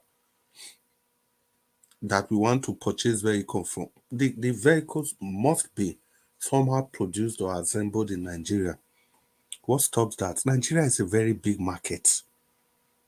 And any person, the size of the market is a negotiating right that any government can use in hoodwinking any person they are negotiating with, so that those people can do the bidding of Nigeria as a nation. Nothing stop. I don't think the British can stop our government from doing that. But no, we are not going to do any of those things because of our greed, our love for ourselves, our love for our pockets, instead of the love for our nation. So if we think any person is our problem, we are just joking and we are kidding. And if we think that these leaders, they don't know what they are supposed to do, we are also joking and we are also kidding. Don't be surprised, Mr. Jonathan. There will be people in the ministry, in the parastatal there. They will be the ones stalling this thing. It will just take only maybe a few bribery here and there. Maybe these foreign companies, they can just bribe these people. The people that are supposed to champion this thing, they'll just refuse to do anything about it. Even if the suggestion comes, they'll start putting up different challenges, why it's not going to work, why it's not the best. At the end of the day, they just look at what happened with Air Peace. There were sabotage on both sides. Nigerians were sabotaging everything, and the people outside of Nigeria, they were doing the same thing. And the effect was that Alex Onyema was sandwiched between two, how will I put it now, between two interests. Of course, the people doing it overseas, they were doing it for national gain, but the people doing it back home, they were doing it for their own pocket and stomach infrastructure. Unfortunately, that's the story of the average Black society. It is our story. We can keep denying. It doesn't matter. We can keep denying. It doesn't really matter. But that is how it is. If you look at the events that has transpired in our nation, just take the past 10 years ago, we had the opportunity of turning things around, despite the level of rot, the level of decadence, the level of destruction that has permeated every facet of our country. Is it in economy, in politics, in education, in infrastructure? The activities of the past 10 years is enough for any serious president to tie all the loose knots. But of course, they will refuse to do that. How can you justify the fact that in a country as vibrant as Nigeria, trade all the way from Lagos to Kano to Kaduna to Onitsha, passing through Benin City, with offshores from the one going to Lagos to Kaduna, with offshore to Ibadan, and supplying all the the remaining 5 southern states, western states. But we were not focused on that. You have a president that was so myopic In every ramification, you have to look at it. All his interest was in constructing a railway from Daura, one tiny village, to what's that place called in Niger Republic, the first city there in Niger Republic. That was all his obsession. And we have to take loan to do that, just because we want to satisfy the what will I say, the devilish zeal of a single man. And guess what? The people that justified that loan, the likes of Amechi and the likes of everybody that they ought to know better. But of course, the mind of the average black man is about himself, his pockets, and what he's going to get tomorrow. We've been through this. We can solve our problems. You know what our problems are. Just tell me, there's no zero economic benefit of that railway line. Zero. Apart from just satisfying the greed of one man. And it was done for him. Nothing. No benefits. Yeah. The other loan that they were supposed to take to better the life of Nigerians, Amechi went to the National Assembly and was telling them that any attempt to probe that loan will mean that the Chinese, they will back away. And moreover, I said he couldn't do anything in the southern part of the country because of unrest, because people are fighting, because of communal clashes. And that is what somebody will open his mouth and say. If you look at all these discussions now, this one has nothing to do with the British. It has nothing to do with the Americans. It is just we dealing with ourselves. Take, for example, this man on the screen, Joe Igbokwe. So it's all of a sudden, Joe Igbokwe is just realizing this thing that he's saying. If you listen to the volume of, I don't know, let me call it canker worms that have came out like from the mouth of this man in the past how many years, and I'm surprised he's taking a sudden 360 degrees. Is it the other thing I'm seeing on the screen? The election was than June 12. Matthew, I don't know whoever this Matthew is. I don't know whoever this Matthew is. You see, at the time we keep on dwelling on selective amnesia. Selective amnesia. When we saw what happened in Imo, what happened in Imo is worse than anything you can think of. And I'm surprised when that happened, the nation didn't speak about it. Nobody talked about it. Imo was so bad that you don't even have evidence to take to court. No evidence. See, not until we stop this selective justice, we are not going to go anywhere. And not until we stop this selective saying it the way it is, we are not going to go anywhere. Like the Edo election, for example, people are just looking at it from different angle, from the angle that benefits them. We look at one side, it's just like an elephant. When the blind man, many blind men, they are trying to describe an elephant. The part you touch is the part you define. If you touch the nose, the ears, you say the ears are so large. They are like a fence. They are like walls of China. The one that will touch the tail will say the tail is so strong that it's like a metal rod. But it's the same elephant they are all describing. It's all part of the elephant. Every time we talk about not being biased, saying it the way it is, we just keep analyzing these things. And at the end of the day, we know where we are supposed to go. We know where we are supposed to go. Some things might not, I don't know how to put this, they might not be real the way it is, but it has happened. I think that's exactly what happened in Edo State election. And Dr. Singh, I know you keep quoting, what's his name again? Shakespeare. There's another popular whatever quote in Shakespeare. It said, no man born of a woman will be able to buy Macbeth until Bynam Wood moves to Dinsolane. Yes. Did it happen? It actually happened. Yes. They disguised. They describe the dead but the forest physically moved. It didn't move physically. No, it didn't move. Yes, you are right. But they move actually to do something.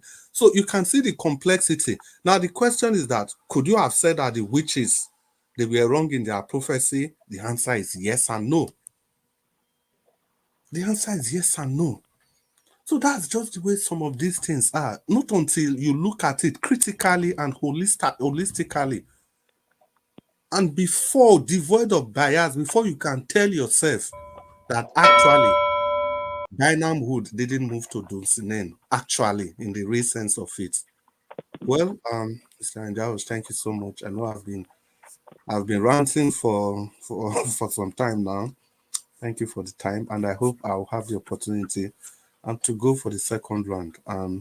Domosa, once again, good evening, everybody. Mommy Diaspora, good evening. Thank you very much. Chris, thank you. Mr. Chris, this is the second round already now. You are just restarting. You are just restarting the show.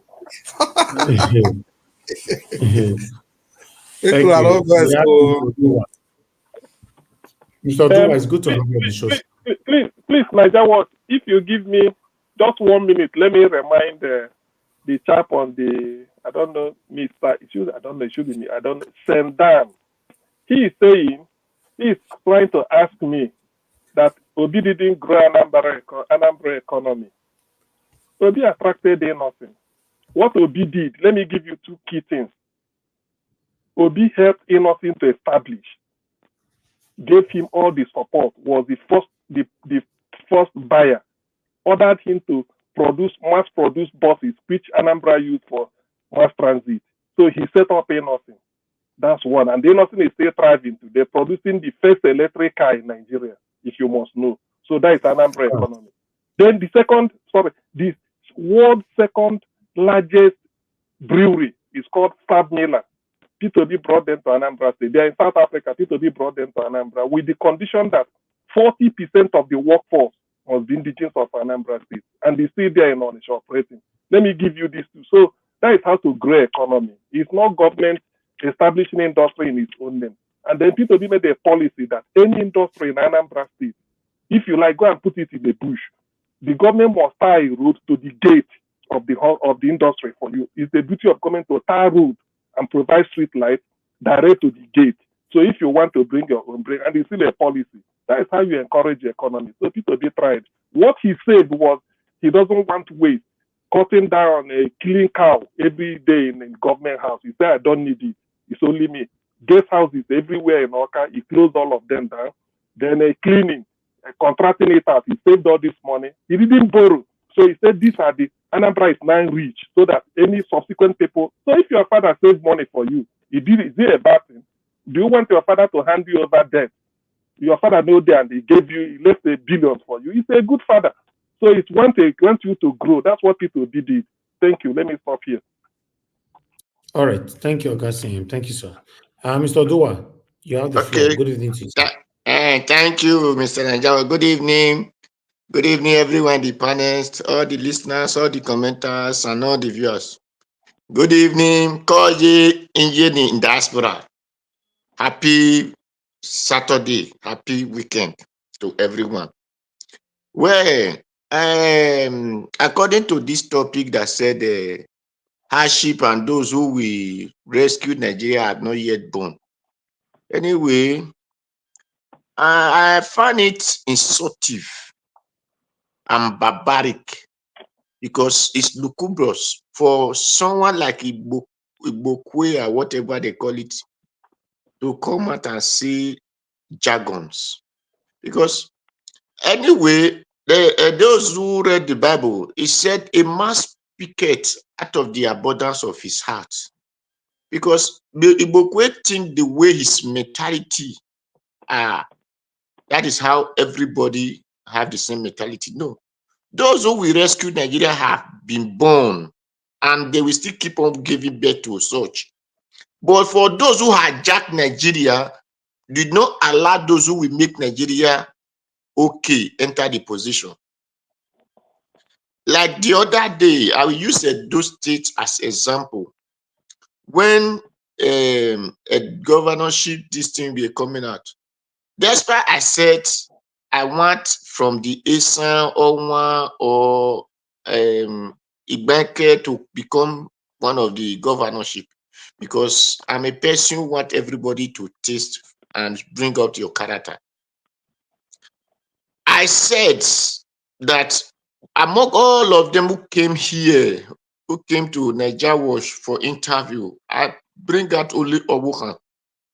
I said, because I did not ask the one that said he know how to talk English. I did not ask him any questions. So that was why I did not add that one to it. But for those who I ask questions, and I just want something to ask them question, that is your resources. So Owokan was only the person who said he will make the state a great state. First, that resources we're supposed to be producing it by ourselves and sell it to other of our brothers and sisters who need our products. Then two, that whatever we have is make sure something of fiber which you can bring from plantain and use to make products from your own state, and other people will be buying it, and it become a business and economy for the state. So such people, if they have opportunity to the power, they'll be able to generate something for the country, because he has a vision. So he know that if you bring this thing, it's in my land, I don't need to go and buy it from another land, and it is in our farm. If you bring these things, it can work for us.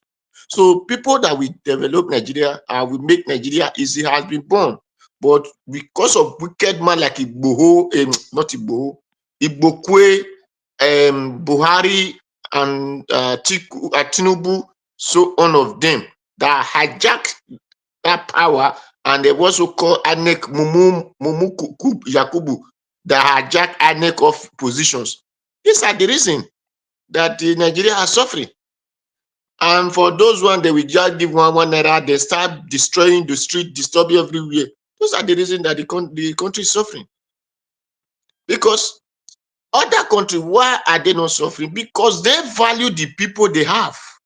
Then okay, I will still use Edo as an example. When Obaseki came there, Obaseki, what do they call him? The younger brother Obaseki. When he was campaigning for Igodalo, I asked him one question. If you were to advise your friend, what kind of government will him be? Will him be for the because it was a do best that I said, will it be for the best or for the first? Then that word confused him before he gave answer that no, he will look for the first before best, because out of the first, you now bring out the best. When you put Nigeria before anything you want to do,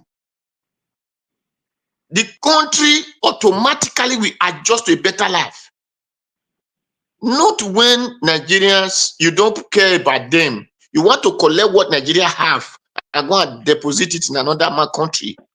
Then you say that who will make Nigeria okay, have not yet born. No.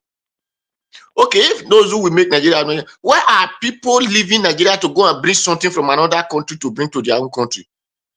They will not go hardship in another country, stronger and everything, that they will not bring that thing to come and develop. Instead of you allowing them to develop, you will be giving them conditions. The Nigerian government will give you the condition that will make them not too good.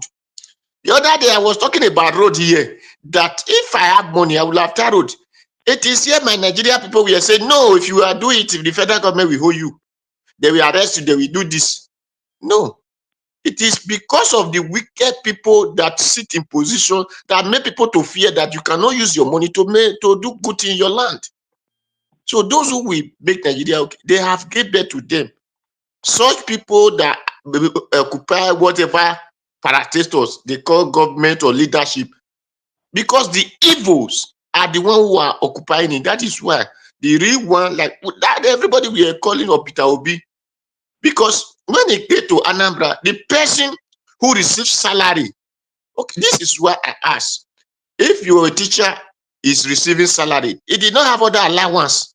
But why did the senators Why are they receiving salary? The governors, why are they receiving salary that they're supposed to use to pay their work, whoever that is working for them?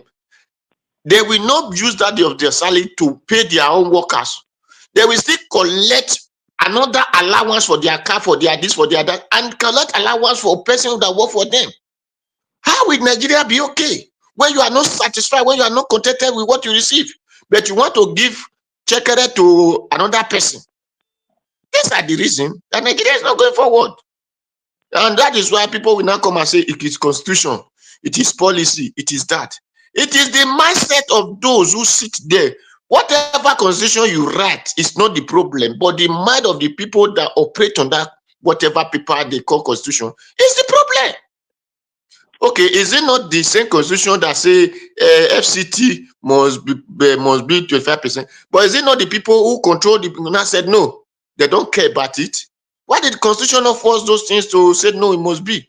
It is the mindset of the people. The judges that day, they could no longer look to the constitution, they beat the constitution. So it is the mindset of Nigeria that make Nigeria hardship. And that is why anybody I heard that he is complaining and they were the one who were siding a Milocon, I will tell them that you just wake up. No, you have to enjoy what you, because whatever you sow, that is what you reap. You cannot go and plant cassava and you expect corn to grow up there. So you cannot vote, you cannot support Tinubu, you expect me to come and give you money to chop. No, because the government is the second God. After God, which will nobody see, then the government make policies that everybody enjoy. If you did not come out for vote, then you support this kind of hardship. Then if you come out for vote and you said you support Tinubu, then you have to enjoy it. So for those who believe on religion, said don't, we should not vote. Politics for them. So those kind of things. So Nigerians has quality to become a leader, but because of the wicked people who have occupied the position, that is the reason.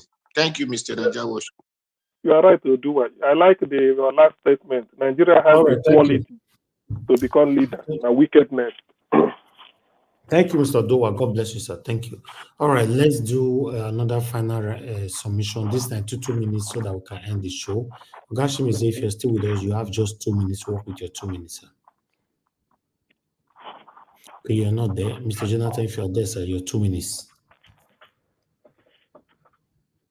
Yeah, Mr. Elvis, yeah. I'm here. Thank you. Yeah, thank you. Thank you very much for the opportunity given today. You know, I just want to. I think a lot has been said today. I just want to quickly round up, with this. That was what I started with in my first submission today, and I want to re-echo it again. I believe it's very, very crucial that we begin to highlight this. We say it once in a while when it is necessary for us to do so, or when it is presented, or when issues of the day aligned with it. But I think it is something that, for me, I want to put in the front burner going forward. And that is the Nigerian media. That the Nigerian media have failed us so tremendously. They have failed the Nigerian people, and they continue to do so on a daily basis. And it is time now to call them to order. It is time to begin to call them to order. But because maybe it's an assumption that they don't know, which is a costly assumption. And if that is the case, that they don't know, then they should know that they have failed Nigeria so far, and they continue to do so. They are to be the eyes of the Nigerian people. They have the wherewithal, they have the capacity to be the eyes, the legs, and the mouth of millions of Nigerians that do not have access. That is the role of the Nigerian media. They should be playing that role and stop deceiving people and just sitting down there and doing nothing, absolutely nothing. Come out there and tell Nigerians exactly what the government of Nigeria is doing. Do your real work. You are indicted today, and so shameful on you that a politician will have to come out and tell Nigerians that Nigeria needs to employ CNN and Al Jazeera to come and start doing your work for you in Nigeria. Shameful. Thank you very much, Mr. Elvis. I really appreciate it. Thank you, Mr. Jonathan. Thank you, sir. Ogashimize, your 2 minutes, sir. Yes, Niger Watch. Thank you so much. You see, Joe Igbokwe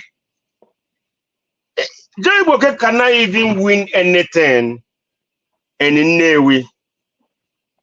He's just blabbing and saying all this that is they haven't born person can fix Nigeria. I don't know where he coming from. He know that someone came out to do the job, but him, I would say it again, and my first submission, him and his cohorts, APC, satanic, don't never allow Peter Obi to get into the power. Him, because of his selfish interests. So, Joe Igbokwe, go and sit down. Reap what you sow. You're reaping what you sow. So that's what I can tell you. You have to go and sit down. So the economy that crumbling down, or the Nigeria that crumbling down or crawling, deal with it. So just go and sit down on your room. The only thing I would say to Nigerians, they need to stand up and do what is right for themselves. Don't look government. Don't look who's ever gonna put you in gonna make you poor. Rather, you go out for your various businesses, various works, and do whatever you're gonna do to make yourself happy. That's what I can tell you. This thing that coming, October 1st is coming, which Nigerians independent. I don't know what they were gonna celebrate that day. I don't know whether Nigeria gonna celebrate it, or the protests will take place. I don't know. But the only thing I'm saying, if protest is gonna take a place, everybody need to go out to the streets and start protesting for judiciary reform, INEC reform. Nigeria, what? Just a minute, please. And so-called EU and going to Chatham House should stop if Nigeria want to do election. All this thing must stop. Not just lavishing money to bring EU, to bring whosoever to come and monitor election. Thank you, Nigeria Watch. Thank you. All right. Thank you, Ogashimize. It's good to have you on the show. Let me come to Gasiem. 2 minutes, sir. Okay. My 2 minutes, I use it for just like a vote of thanks. We can't continue dwelling on Nigerian nitty-gritty.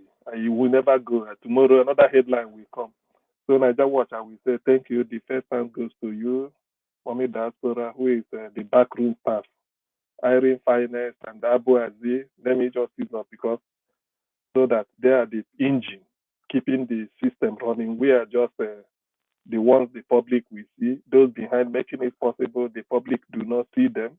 So they may think that Nigeria Watch is only about us on the screen. We have backroom staff, without which we may not know what is happening. So I give my vote of thanks goes to them and then to you for coming out and giving us a mouthpiece where we don't pay shisha. But yes, we were able to talk and talk as much as we want. So it's a pleasure. And then we are not taking it for granted. It has not gone unnoticed, particularly on my own part. And I know I'm saying the mind of every panelist, those that are here today and those that are not. So I have to encourage you to continue. You've seen the way Nigeria is going. Everybody is tired. So, but then, what do we do? There's always a way out. So, to Joe Igbokwe, please withdraw that statement. We have people that will turn Nigeria around. Just tell your Agbado to resign by October 1st. That is one of the best things he could do. Then we start to reset Nigeria. With what we say here, we've provided enough solution, more than enough, on electoral reform, on power, on economy. What we are saying here, don't take it for granted. Most of them are intellectually driven, and it's possible. So why can't they listen to us? Free advice, courtesy of Niger Watch. Thank you very much, Niger Watch, and I wish you all the best. Good night. So, Niger Watch, I finished too. Let's say it all. Hello? All right. Oga Salim, God bless you, sir. Thank you very much. Okay. Oga Chris, please, your final submission, 2 minutes, sir. Oga Chris is now available. Mr. Odowa, your 2 minutes, sir. Thank you very much. Final submission. Okay, thank you, Mr. Niger Watch. For me, what Nigeria claim they are suffering. Niger Watch. Can you hear me? Yes, sir. Yes, sir. I'm sorry. I don't know why you're not hearing me earlier. Well, okay, that's fine. Thank we'll you. come back to you. Okay. Hold on. Mr. Odowa was already talking. Okay. Mr. Odowa, go ahead, sir. Okay, thank you. Just what Nigeria said they are suffering. Even this light that we are complaining about, we can generate light from the waste that litter everywhere in the state or in the country. This waste can generate light for us without looking for gas in Egoni or in this thing. Every local government can generate this light. It is because of our wickedness. We are too greedy. Instead of that is why I don't even say the government, because the government are the people who came from our state. Because all of us, our heart are wicked in greediness. That is why we cannot come together. Okay, look at each houses in every street. They can buy solar, they can buy generator, a better pass my neighbor, but they cannot put money together and buy solar panel to generate light for themselves. And tomorrow they will be chatting and say, hey, fuel, the generator consume fuel, generator consume this. If they put those money together that they are using to buy fuel, buy oil, repair generator, the light that we have in that area, it will, government light will not even compare it. But because of that unity we lack the way to think forward. We always think backward. That is why the white man will come and tell us the story that passed many years, but they will not tell us 50 years to come. Vision. One day the white people will tell you 500 years vision to come, and that is why Bible says don't worry about tomorrow, but the white man worry about next tomorrow. So my people, it is our ignorance, it was our brain to think forward. That is what is disturbing us, and unity to do something great for ourselves. If we take that decision to be doing something great for ourselves, never bother that government will come and disturb us, government will come and local government will come and disturb us, the state government, we will do better things more than. Why people come together, that is why they have companies. But one person in Nigeria want to do tire, want to do wheel, want to do steady, want to do aluminum, want to do everything. That is the failure. That is where the failure. But let us put all this brain together and do something great. Thank you, Mr. Nyawa. Mr. Odua, thank you, sir. Thank you very much. Okay, finally, Oga Chris, your final 2 minutes. Good evening, sir. Can you hear me now? Yes. 2 minutes. Sir. Okay. Yeah, thank you. Well, like I was saying earlier, I'll just stand on what Dr. CM was saying, that we all appreciate everybody, and that makes this broadcast a success every day. That's starting from you, Mr. Niger Watch, Mommy Diaspora, Abu Azar in finance, everybody that contribute in one way or the other to make this broadcast fruitful. We want to say thank you for everything that you people do. Like I keep saying, in what capacity, how could I have been able to gather 50 people, even 50 people, to be talking to them every time at the same time, every day? It's not going to be possible. So I thank this station for giving us the voice to keep talking. And Mr. Odua, you have a way of just summarizing everything. That's why I always like listening to you. In your first submission, you just finished the whole everything we've been talking about for years. You said, put Nigeria first in anything you do. I think that's the solution, nothing more than that. Immediately we have a leader that can put Nigeria first. then everything, all of us, if we can do that, everything will fall in place. If you want to rig election, you remember you have to put Nigerian first. If you're in public service, you want to still remember you have to put Nigerian first. Even if you do that, that's what I've been saying also, that the colonial master, their influence cannot do anything in your country if you're able to put Nigeria first in everything you do. So I'll just round up with this, please. 10 seconds. Mr. Johnson Emmanuel, yeah, I saw what you wrote, that's a suggestion you gave, it's just the politics behind it. This project was actually started by Jonathan. When Jonathan saw in 2014, when they saw it wasn't viable, they have to stop it. So there's always going to be politics. And Tony Africa, I also saw your comment, and you said you have to have a country first before you start talking about media, which is also very correct. We don't have media at all. They've disappointed us, just like Mr. Jonathan painted. They've disappointed us. That's why we have to keep relying on channels like this to tell us the truth at every point in time. So Njawo, once again, thank you so much, and good evening, everybody. Thank you, sir. All right. Oga Chris, thank you very much, sir. God bless you. I never thought I'm going to stay this long today. Saturday, Saturday or Sunday, I'll see. I can be staying lesser hours. That would be nice.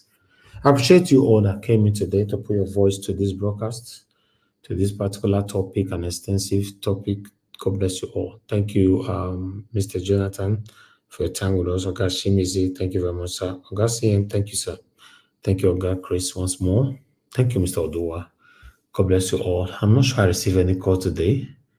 Yeah, but that's cool. Madam Origin was calling in, but the time that the person, I think it was Chimizi that was talking. Chimizi spent so much time talking, so couldn't pick your comment and Origin. But tomorrow is another day. I appreciate you for at least trying to call in. Thank you very much, my people. Thank you, Amaka Fojabi, once more for the super chat earlier on. Mr. Joseph Oji, thank you, sir. I appreciate you all. Thank you very much, Mother, for Obami Diaspora. Thank you, Mommy, for all you do. Mr. Abu Azi, I appreciate you. Thank you, Tony Africa. Thank you. I can see you right there. Thank you, Sendam. I can see you, Madam Amen Bright. Thank you very much, ma. I appreciate you. Thanks for joining us today. Thank you, my wonderful people right there. Mr. Johnson Emmanuel, thank you, sir. Thank you. Omusa Omarege Peter, I can see you as well. And many, many others. We've come to the end of the broadcast. Those of you that have liked, thank you so much. Those of you that have shared, thank you very much. Those of you that have super chatted, that have supported us any other ways, we want to say we are very, very grateful. We're not taking anyone for granted here. It's a collective effort. The only difference between you and I is because, yes, I own the platform, but there's every possibility you are even doing more job than me. We are here together. Let's see what we can do in our time to see our country get better. That's why we're here. Not that we don't have other things to do. We have other things to do if we want to. Most of my wonderful panelists coming to this platform every day, they have other commitment. If me, myself, I wanted to turn my platform to something else, I can do it as well. But we just wanted to leave our good footprint out there so that, yes, prospectively, people can reference to us positively. That's what we're doing. So we're only privileged, So continue to join us wherever you are. Put your voice out there, put your comment out there, put your call out there. People are listening to you. Now, people, we've come to the end of this broadcast. It's been a long day for us. 4 hours. Never planned, but still, it's all good. Rashim, said what? Mr. Davis, can you bring, please, tomorrow, can you bring all this law enforcement in Nigeria? Like I see some things, I just want to put it to you. Can you just bring them tomorrow so that we can, that video you showed, that video have come out that those policemen that escorting from those youth coppers. I think the full video have come out. So who do you want me to bring? No, I mean bring the video so we can talk. We can talk about it. Like so many things. Yeah, there's so many things I saw on that video when I watch it. So to be honest, it's crazy. the question is, we don't necessarily have to bring it again. If you know you want to comment on it, you know on this platform we can divert as long as what we are talking about, right. Affiliation, you know, and it's connected to our country, so we can divert it. So if you come in tomorrow, you should divert. Other people will support what you're saying. All right, that's fine. Thank you. Thank you so much. Like I said before, we've come to the end of the broadcast. I'll see you guys again. Fingers crossed tomorrow. You guys remember on Wednesday is my birthday, 2nd of October. By special grace of God, we are looking forward to that. Take care, my people. Have a good night and bye for now.